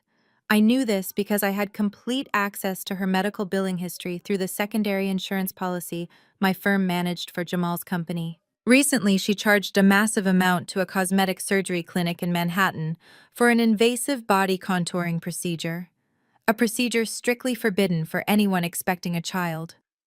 But they did not know that I knew. They thought they had finally found the emotional lever that would break my resolve. Brenda sobbed louder, leaning her head against Courtney's shoulder. Richard shook his head, wiping a fake tear from his eye. They were orchestrating a masterclass in emotional manipulation, trying to trap me in a psychological corner where any refusal to help them would make me an absolute monster. They wanted me to believe that by enforcing the law I was actively harming my unborn nephew. The boiling point had been reached. The heavy silence in the room was thick with their toxic expectations. They waited for me to crumble. They waited for me to apologize for being cruel and unlock their stolen wealth. I looked at them completely wrapped in their sickening lies. I did not feel guilt. I felt absolute pure disgust. I turned my back on them and walked over to the built-in mahogany cabinets lining the far wall of my kitchen. I did not scream, I did not cry, I did not engage with their hysterical theatrics. I simply reached into the lower drawer and pulled out a massive, heavy binder. It was a 500-page dossier containing every single financial transaction they had executed over the last 10 years. I walked back to the kitchen island and slammed the thick binder down onto the marble surface. The loud crack echoed through the penthouse, causing all four of them to physically jump. The silence returned instantly heavier and more suffocating than before. I rested my hands on the binder and looked directly at my mother. "You want to talk about family loyalty?" I asked, my voice echoing with clinical precision. "Let us look at the actual data." I flipped open the heavy cover. The first page was a summary sheet printed in stark black ink. I slid it across the marble toward my father. "Read the total liabilities, Richard. $4.2 million in defaulted residential mortgages. You have not made a single payment on that Connecticut estate in 24 months. You have been living in a house owned by my firm while demanding I respect your superior social standing." My father stared at the document, his face turning the color of ash. He opened his mouth to speak, but I immediately cut him off. I turned to the next section. "Let us move on to your brilliant son-in-law," I continued, locking eyes with Jamal. Jamal swallowed hard, taking a small step backward. Apex Innovations was officially funded by secondary venture loans secured against the equity of the house, but the money did not go towards software development. I flipped the pages rapidly, pointing to the highlighted columns. "On October 12th, you used $85,000 of that venture capital to put a down payment on the luxury sports vehicle currently being impounded in the driveway. On December 1st, you spent $42,000 on private aviation to Aspen, and the diamond Rolex you were waving in my face last night trying to humiliate me." I pulled out the exact receipt. "Purchased on March 15th for $60,000 using funds directly siphoned from my parents' retirement accounts. You are wearing my parents' financial future on your wrist while they face absolute bankruptcy." My mother gasped, looking at Jamal in sheer horror. She had been perfectly willing to overlook his shady business practices as long as the money was flowing, but seeing the exact numbers printed on paper shattered her delusion. Jamal shook his head frantically, holding his hands up in defense. "Brenda, that is not true," he stammered, his voice pitching into a pathetic whine. "She is fabricating these documents to frame me. I swear to you I used that money for corporate networking. It is completely standard procedure for a tech startup." I ignored his pathetic lies and flipped to the most damning section of the binder. I looked at my parents, my expression entirely devoid of mercy. "You both claim you were trying to build generational wealth," I said, my voice dropping to a dangerous whisper. "You claim you made sacrifices for this family." I pulled out a series of bank transfer records and slammed them down next to the mortgage documents. Tell me how stealing from your own child builds generational wealth. My parents froze, completely paralyzed by the sight of those specific banking records. On August 9th, exactly 5 years ago, my father used his legal conservatorship to authorize a full liquidation of the college trust fund left to me by my grandparents. I recited the facts with flawless recall. $350,000. The exact amount required to keep Jamal's fraudulent company afloat during his first year. You did not borrow it. You stole it behind my back. You let me take out massive student loans. You let me work 2 jobs in college to survive while you handed my inheritance to a con artist so he could buy custom velvet suits and rent VIP tables at nightclubs. You watched me struggle to pay for my textbooks while you drank expensive champagne paid for by the money my grandparents left solely for my future. You smiled at me across the dinner table, pretending to be perfect parents, while you were secretly funneling my security into Jamal's offshore accounts. You expected me to stay quiet and accept my place at the bottom of the family hierarchy, but you forgot that I am the one who calculates the risk for a living. You made the absolute worst investment of your entire lives when you decided to betray me. The heavy silence that followed my statement was absolute. My father stared blankly at the marble countertop, his jaw slightly open, unable to speak. My mother looked physically ill, her hands shaking as she stared at the bank transfer records confirming her betrayal. I had completely shattered their moral high ground. But I was not finished. I turned my attention away from my parents and locked eyes with my sister. Courtney had been unusually quiet, gripping Jamal's arm as if he were her final anchor. She looked at me with a mixture of terror and lingering defiance clinging to her fake superiority. "Paige, you are sick," Courtney whispered, her voice trembling but dripping with venom.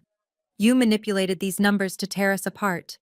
Jamal loves me. He would never put our future in jeopardy. He is building an empire for us, for our family." I felt a cold smile. I reached into the binder and pulled out the final folder. I slid it across the marble island, pushing it directly in front of her. "An empire," I repeated softly. "Yes, he was certainly building an empire, Courtney. But it was never for you." Jamal lunged forward. He tried to snatch the folder off the counter, but I was faster. I slammed my hand down on top of it, pinning it to the marble. "Do not touch it." "Jamal," I warned, my voice slicing through the room, "if you try to destroy this document, I will have the building security drag you out by your hair before federal agents arrive." He froze his chest, heaving his eyes wide with a trapped animal look. Courtney looked down at the folder beneath my hand and then up at her husband. "What is in there, Jamal?" she asked, her voice dropping to a fragile whisper. "What is she talking about?" He could not answer her. He just stared at the floor, sweating. I lifted my hand and opened the folder. "Let us look at the international consulting fees Jamal has been paying for the last 12 months, I said, tracing my finger down a long column of numbers. "Every single month, exactly. $50,000 has been wired from the corporate account into a private offshore account located in the Cayman Islands. A total of $1.5 million has been siphoned out of this fake company and safely hidden outside federal jurisdiction." Courtney frowned, shaking her head. "It is an offshore tax shelter," she argued, repeating whatever financial jargon Jamal had likely fed her over the years. "Rich people do that all the time, Paige. It is a legitimate business strategy to protect corporate assets. It is a brilliant strategy," I agreed, keeping my eyes locked on her. "But corporations require registered owners." I ran a forensic trace on the Cayman Islands shell company receiving these massive wire transfers. It is not registered to his business. It is not registered to Jamal. And it is certainly not registered to you, Courtney. I pulled out the incorporation document. I handed it directly to her. I watched her perfectly manicured hands tremble as she took the paper. "Look at the name of the sole proprietor," I instructed. Her eyes scanned the page. "Who is Mia?" I asked quietly, watching the blood drain completely from Courtney's face. "Who is the 22-year-old Miami fitness model who owns the Shell Corporation holding your husband's $1.5 million?" Courtney stopped breathing. The paper shook violently in her hands. She looked up at Jamal, her eyes begging him to call me a liar. "Jamal, tell me this is fake," she pleaded, her voice cracking. I did not give him the chance to invent another lie. Mia is the woman who lives in the luxury oceanfront condominium that Jamal leases using your father's venture capital loans, I stated, delivering the crushing blow with absolute precision. She is the woman driving the white sports vehicle registered to his company. He has been systematically draining your parents' equity and my stolen trust fund to build a secret life with his mistress. He was preparing to vanish to the islands and leave you holding $4 million in debt. The penthouse was completely dead silent. The truth was undeniable and absolute. The golden child, the sister who had slapped me and called me a pathetic failure, was currently looking at the physical proof that her entire existence was a calculated lie. Her husband did not love her. He was actively destroying her, and I was the only one who saw the entire board. The smug, arrogant woman who threw a glass of wine on herself to get me kicked out of our parents' house on Christmas Eve was now standing in my home entirely broken and utterly alone. For a long suspended moment, the only sound in the penthouse was the low hum of the central heating. Courtney stared at the incorporation document in her hands, as if the ink were turning to poison. Her eyes darted back and forth, reading the name of the 22-year-old fitness model over and over again. The realization hit her with physical force. The extravagant Aspen vacations, the custom silk dresses, the flawless social media posts meant nothing. She was simply the convenient cover story for his massive federal wire fraud and embezzlement scheme. The illusion of her perfect elite marriage shattered completely, leaving behind a profound and violent humiliation. She slowly looked up from the paper. Her eyes locked onto Jamal. The lingering terror in her expression instantly evaporated, replaced by a feral, unhinged rage. "You lying piece of garbage!" Courtney screamed, her voice cracking with raw hysteria. She threw the incorporation document directly into his face and physically lunged at him. Her manicured nails dug into the lapels of his expensive jacket. "You gave my money to a mistress!" she shrieked, thrashing against his chest. "I lied to my parents for you. I humiliated my own sister for you, and you were using my family to buy a condominium for some girl in Miami." Jamal stumbled backward, caught off guard by the sheer violence of her attack. He grabbed her wrists, trying to pry her hands off his jacket. "Courtney, stop!" he hissed, his voice devoid of any previous affection. "Stop acting like a lunatic and let me explain." But Courtney was beyond reason. She broke one hand free and slapped him across the face, mirroring the exact strike she had delivered to me on Christmas Eve. The sharp crack echoed through the kitchen. Jamal snapped. The polished gentleman facade vanished, revealing the ruthless con artist underneath. He forcefully shoved Courtney away, sending her stumbling backward until her hip crashed hard against the sharp edge of the marble kitchen island. Richard let out a strangled gasp. He watched his golden child, the daughter he had sacrificed everything to protect, get violently shoved aside by the very man who had stolen his entire legacy. He took a staggering step forward toward Jamal, his fists clenched, but his body gave out. The sheer magnitude of his absolute failure finally registered in his physical system.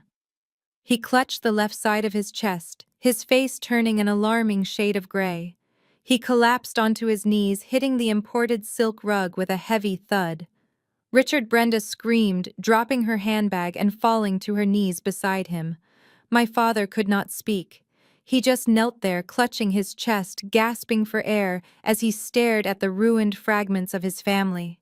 He had handed his estate and his pristine reputation to a criminal, and in return that criminal had bankrupted him and assaulted his favorite daughter right in front of his eyes. Jamal did not look down at my father gasping on the floor. He did not look at Courtney sobbing against the counter. His panicked eyes were locked entirely on the massive dossier sitting unguarded on the kitchen island. His desperate mind calculated his final remaining option. He actually believed that if he destroyed the physical documents, he could somehow erase the evidence of his federal crimes. He let out a primal yell and lunged toward the marble counter, his hands frantically grabbing for the heavy binder. He managed to snatch the thick spine, yanking it toward his chest. He began violently tearing at the pages, ripping the bank transfer records and the wire fraud documentation into jagged shreds. He threw the ripped papers onto the floor, acting like a crazed animal trapped in a corner. "I will burn all of this!" he shouted, his chest heaving as he ripped another handful of pages. "You have nothing, Paige. It is my word against yours, and I will deny everything." I did not try to stop him.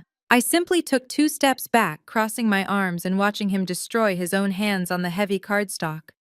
Do you honestly think a senior risk analyst at a Wall Street hedge fund keeps her only copy of federal wire fraud evidence in a single binder? I asked, my voice echoing with mocking amusement. "That is just a presentation copy, Jamal. The master files have been securely encrypted and uploaded to the federal servers since last night. You are literally throwing a temper tantrum with printer paper."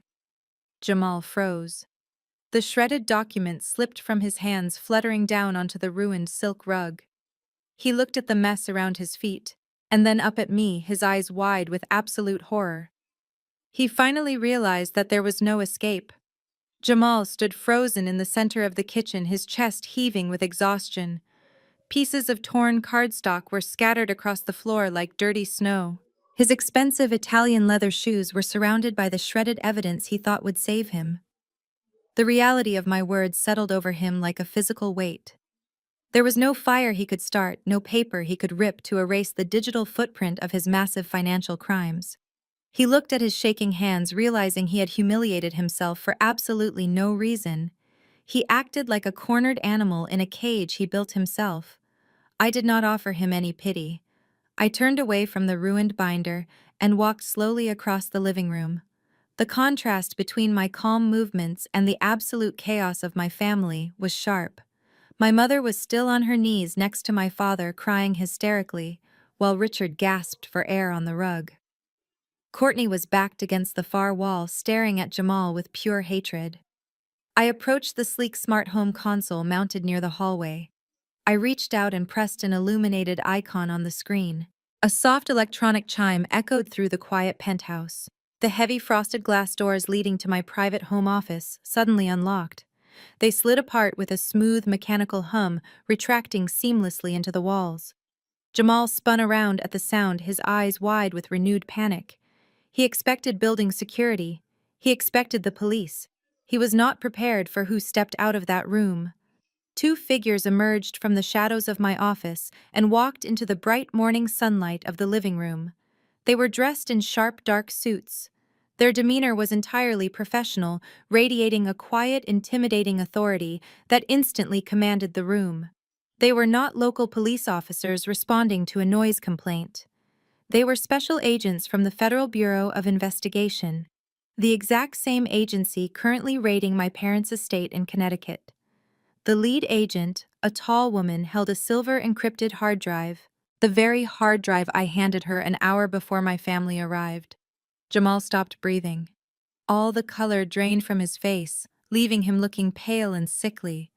He took an instinctive step backward, but his heel caught on the shredded documents he had just torn apart.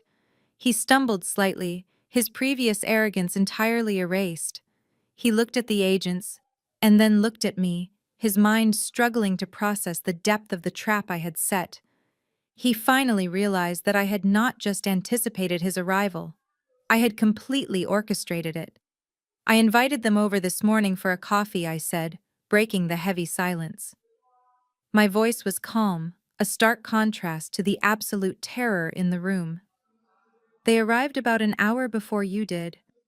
I needed to formally hand over the physical backups of the corporate fraud evidence. We were just finishing up the paperwork when the concierge called to announce your arrival. I asked them to wait in the office. I thought it might be beneficial for them to hear exactly what you had to say." The lead agent stepped forward, her gaze locked directly onto Jamal. "We heard everything," she confirmed, her voice flat and devoid of any emotion. "We heard you threaten physical violence against a corporate executive. We heard you admit to using venture capital funds for personal luxury expenses. And we watched you attempt to destroy physical evidence related to an active federal investigation. You have made our job incredibly simple this morning." Brenda stopped crying.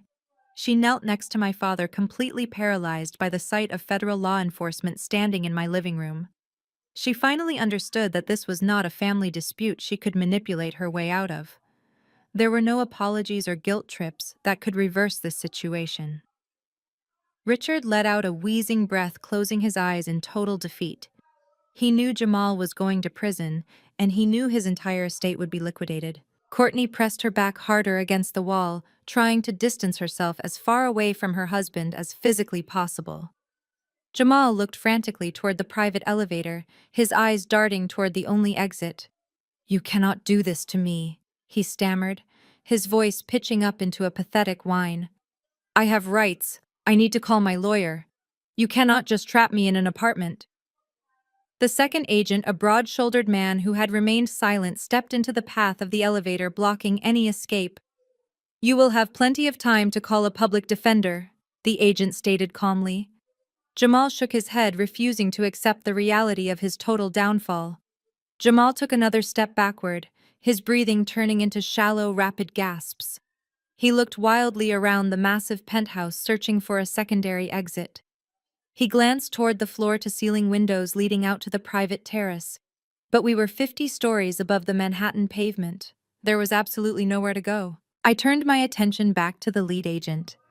I walked over to the kitchen island and picked up the silver encrypted hard drive resting near my coffee mug. "This contains the unredacted master ledgers," I said, keeping my voice steady.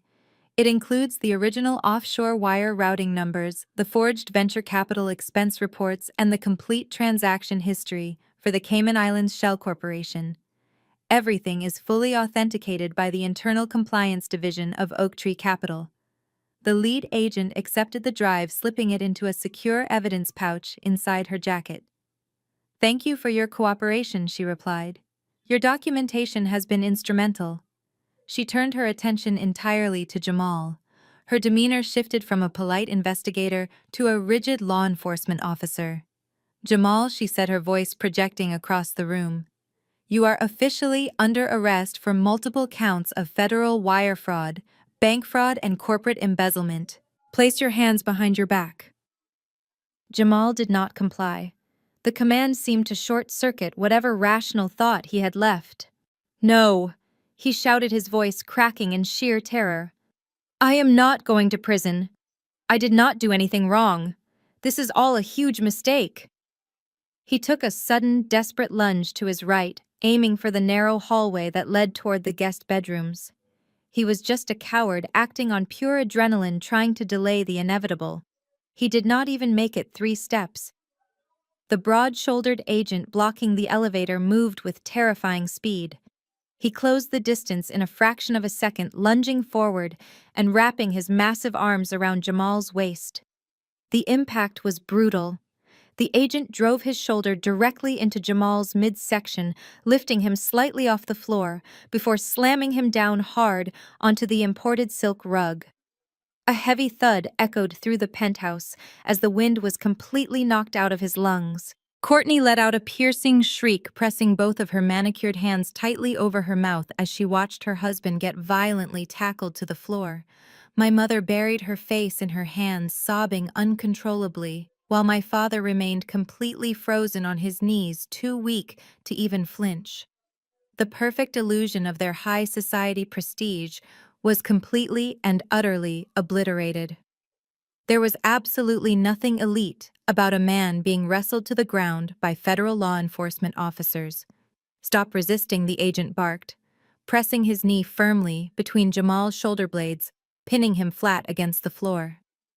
Jamal was gasping for air, thrashing his legs weakly, but he was completely overpowered. The agent grabbed Jamal's right arm, twisting it painfully behind his back. The sharp metallic click of handcuffs snapping shut echoed through the room. The sound was incredibly satisfying. The agent grabbed the left arm and secured it, pulling the chains tight. Jamal let out a pathetic whimper, pressing his cheek against the scattered papers. The lead agent stepped forward, looking down at the broken man on the floor. She pulled a small, laminated card from her pocket and began reading in a loud, clear, authoritative voice. "You have the right to remain silent. Anything you say can and will be used against you in a court of law. You have the right to an attorney. If you cannot afford an attorney, one will be provided for you. Do you understand the rights I have just read to you?" Jamal did not answer. He just lay there sobbing into the expensive silk, his custom-tailored velvet suit wrinkled and covered in dirt. Courtney took a trembling step forward as if she wanted to comfort him, but then she froze. The realization of his massive betrayal anchored her feet to the floor. She slowly stepped backward, abandoning the man she had sworn to love. She was finally experiencing what it felt like to be entirely discarded by someone you trusted. The arrogant tech entrepreneur who had mocked my salary was gone. In his place was just a terrified criminal wearing federal steel bracelets. The agent grabbed him by the back of his collar and roughly hauled him to his feet. Jamal could not even look at his wife. He kept his eyes squeezed shut, tears streaming down his face. He was going to spend the next decade of his life in a federal penitentiary. He stumbled forward as the agents firmly guided him toward the private elevator, his ruined life trailing behind him. The heavy stainless steel doors of the private elevator slid shut, cutting off the sound of Jamal's pathetic sobbing. The soft mechanical hum of the descending elevator was the only noise left. The agents had taken him away, leaving behind a profound, suffocating silence. The aftermath of the raid felt like a physical weight pressing down on the room. Courtney slowly slid down the wall, her legs finally giving out. She collapsed onto the floor, burying her face in her hands. Her perfect designer outfit was crumpled, and her carefully constructed elite persona was entirely shattered. She was not crying for the husband she had just lost to federal prison. She was mourning the permanent loss of her fraudulent wealth and the absolute destruction of her social status. The sister who had mocked my salary just hours ago was now facing a future of crushing debt and public disgrace. My father remained completely unresponsive. He knelt on the imported rug, staring blankly at the shredded documents scattered across the floor. The patriarch who had ruled our family with iron-fisted arrogance was completely hollowed out. But my mother was different. Brenda possessed a terrifying survival instinct, allowing her to instantly pivot whenever cornered. She watched the elevator doors close and realized the fake empire was gone forever. Jamal was no longer her ticket to high society. He was a convicted felon who drained their accounts. She needed a new anchor. She wiped her tear-stained face, taking a shuddering breath as she turned her attention back to me. She looked around the massive penthouse, calculating the value of my authentic wealth. She shifted her weight, crawling across the rug until she was directly in front of me. "Paige," she whispered, adopting a sickeningly sweet tone. "You have to save us. You are the senior director. You have the power to stop the foreclosure. If you cannot reverse the seizure, you must buy the Connecticut house yourself. You make millions. You can purchase the estate and let us stay there. We can say we transferred the deed for tax purposes. No one in our social circle needs to know the truth. You can protect our family name." I stared down at the woman who gave birth to me. The sheer audacity of her request was almost difficult to comprehend. Less than 48 hours ago, she had demanded I get on my knees to apologize for a staged accident. She ordered me to write a $5,000 check to replace a dress I did not ruin. Now she was on her own knees begging me to spend $4 million to maintain her fake aristocratic lifestyle. She did not express a single ounce of remorse for stealing my college trust fund.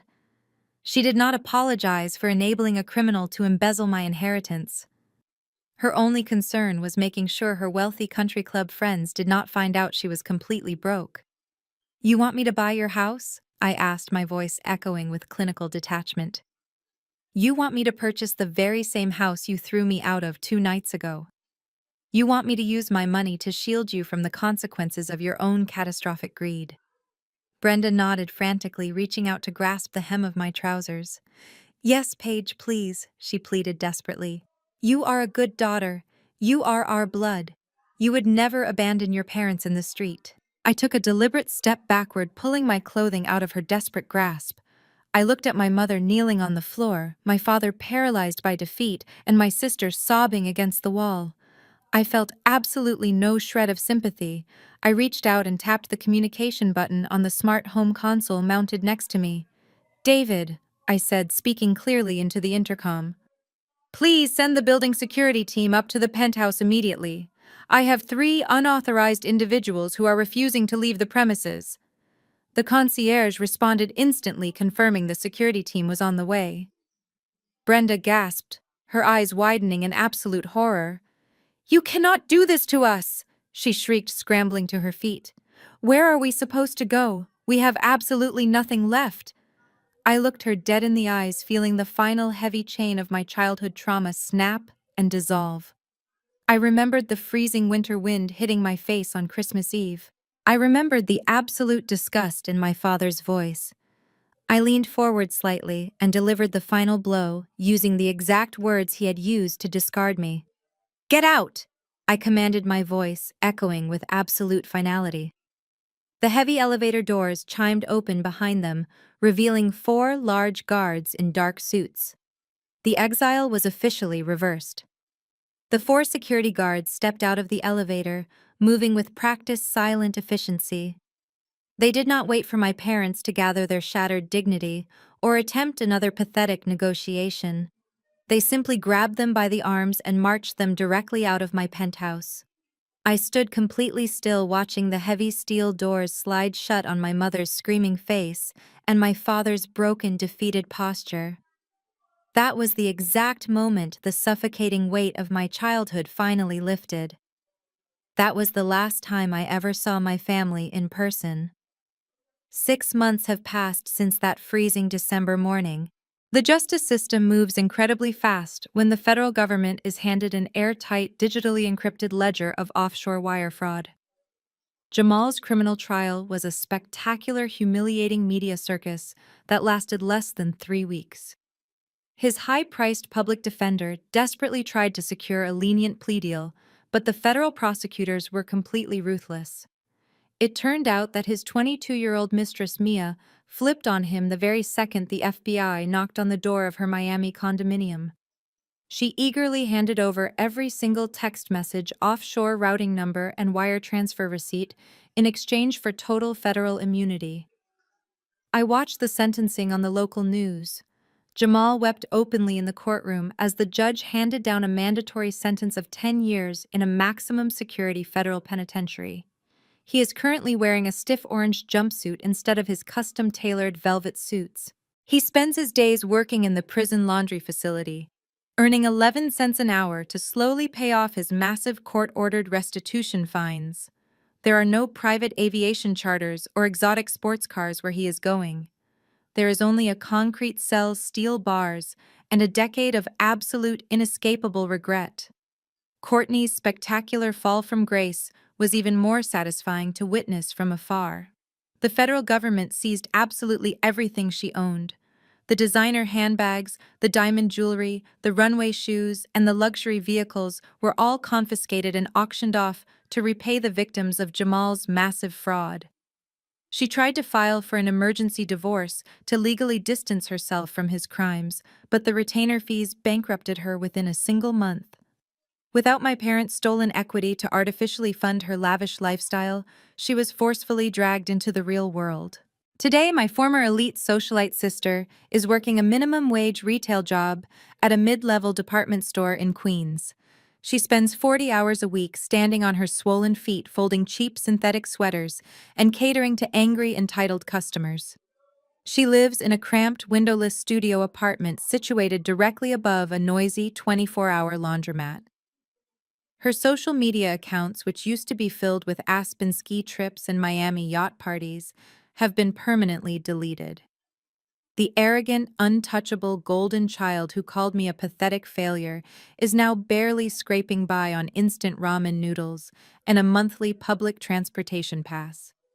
As for Richard and Brenda, their precious Connecticut legacy completely evaporated into thin air. Oaktree Capital officially foreclosed on the massive estate with brutal corporate efficiency. The house was put up for public auction in late January. The property was quickly purchased by a young technology billionaire who immediately gutted the entire interior, completely erasing my father's beloved architectural choices.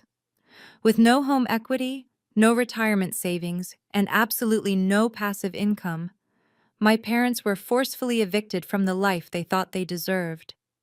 They now live in a depressing, cramped two-bedroom retirement apartment on the industrial outskirts of New Jersey. The walls of their unit are paper-thin, the linoleum floors are peeling, and the kitchen appliances are outdated relics from the 1990s. But the loss of their physical wealth was not the most devastating blow. For people like Richard and Brenda, the true punishment was the absolute permanent social excommunication. The elite country club friends they had desperately tried to impress instantly dropped them the moment the embezzlement scandal hit the financial news networks. Their phone numbers were permanently blocked. Their prestigious dinner party invitations ceased entirely. The wealthy neighbors who used to drink their expensive champagne and compliment their landscaping now crossed the street just to avoid making eye contact with them. My parents willingly sacrificed their only loyal daughter to protect a fraudulent image, and now they are completely invisible to the high society world they worshipped. They spend their days sitting in a tiny apartment surrounded by cheap furniture, entirely alone with the devastating consequences of their own toxic arrogance. I remained in my penthouse watching the city move far below me, finally at peace. I stepped out onto my private terrace, letting the crisp evening breeze wash over me. The sun was beginning to set, casting a brilliant golden glow across the towering glass and steel structures of the Manhattan skyline. The city below was a sprawling grid of endless motion and noise. But up here, 50 stories above the pavement, the silence was absolutely perfect. It was the kind of quiet that you can only truly appreciate after surviving a lifetime of constant, chaotic noise. I rested my hands on the cold metal railing and took a deep, steadying breath. Society conditions us from a very young age to believe that cutting off your biological family is the ultimate tragedy. We are force-fed these tired cliches about how blood is thicker than water and how you only get one family, so you must forgive them for every transgression. But standing here looking out over the empire I built with my own two hands, I realized those cliches are nothing but a prison. They are toxic narratives specifically designed to keep victims chained to their abusers out of a misplaced sense of genetic obligation. Losing my parents and my sister was not a tragedy. It was a profound, absolute rebirth. The true tragedy would have been spending the rest of my life shrinking myself down to fit into their tiny, fraudulent world. It would have been spending another 30 years allowing my mother to gaslight my reality, allowing my father to treat me like a defective asset, and allowing my sister to use me as a punching bag to make herself feel superior. Walking away from them was the most agonizing decision I ever had to make, but it was also the first time in my entire life that I actually chose to save myself. The key to that salvation, the absolute bedrock of my iron boundary, was financial independence. For my entire childhood, I watched my parents use money as an instrument of psychological torture. They used their supposed wealth to manipulate, control, and belittle everyone around them. They believed that whoever held the purse strings held the absolute right to destroy your self-esteem. But I learned early on that money does not have to be a weapon. When you build your own foundation quietly and methodically, money becomes a fortified shield. My financial independence meant that they could not threaten me with eviction. They could not leverage my survival against my obedience. I did not need their money, their connections, or their fake country club prestige. Because I built my own fortress, I held the ultimate power to simply walk away and lock the door behind me. When you remove the parasites from your life, you create the necessary space to discover what genuine, unconditional love actually looks like. I used to look at the empty chairs at my dining table and feel a profound sense of loss. Now I look at those empty seats and see room for my chosen family. The mentors at my firm who saw my potential and fostered my career. The genuine friends who sat by my side during the hardest years of my life, never asking for a single dime or a fake favor. The people who celebrate my victories without a shred of jealousy, and who tell me the truth even when it is difficult to hear. Blood only makes you related, but loyalty, Respect and unwavering support are what actually make you a family. You get to choose who sits at your table, and you possess the absolute right to permanently revoke the invitations of those who do not respect the meal you provide. We all have that moment, that specific breaking point, where the pain of holding on to toxic people finally outweighs the fear of letting them go. It is terrifying to step out into the cold blizzard and realize you are entirely on your own. But I promise you, the absolute freedom waiting on the other side of that door is worth every single tear. You do not owe your abusers your presence simply because you share a genetic code. You owe it to yourself to build a life where you are respected, valued, and protected. If my story resonated with you today, I want to hear from you. Have you ever had to draw an iron boundary with toxic family members? Have you ever walked away from people who tried to use your loyalty against you? Drop down into the comments section right now and share your own stories of survival and rebirth. Your experience might be the exact motivation someone else needs to finally walk out that door and start building their own fortress. Do not forget to hit that like button to support the channel and make sure you subscribe so you never miss another story. Thank you for listening, and remember, your peace is always worth the price of admission.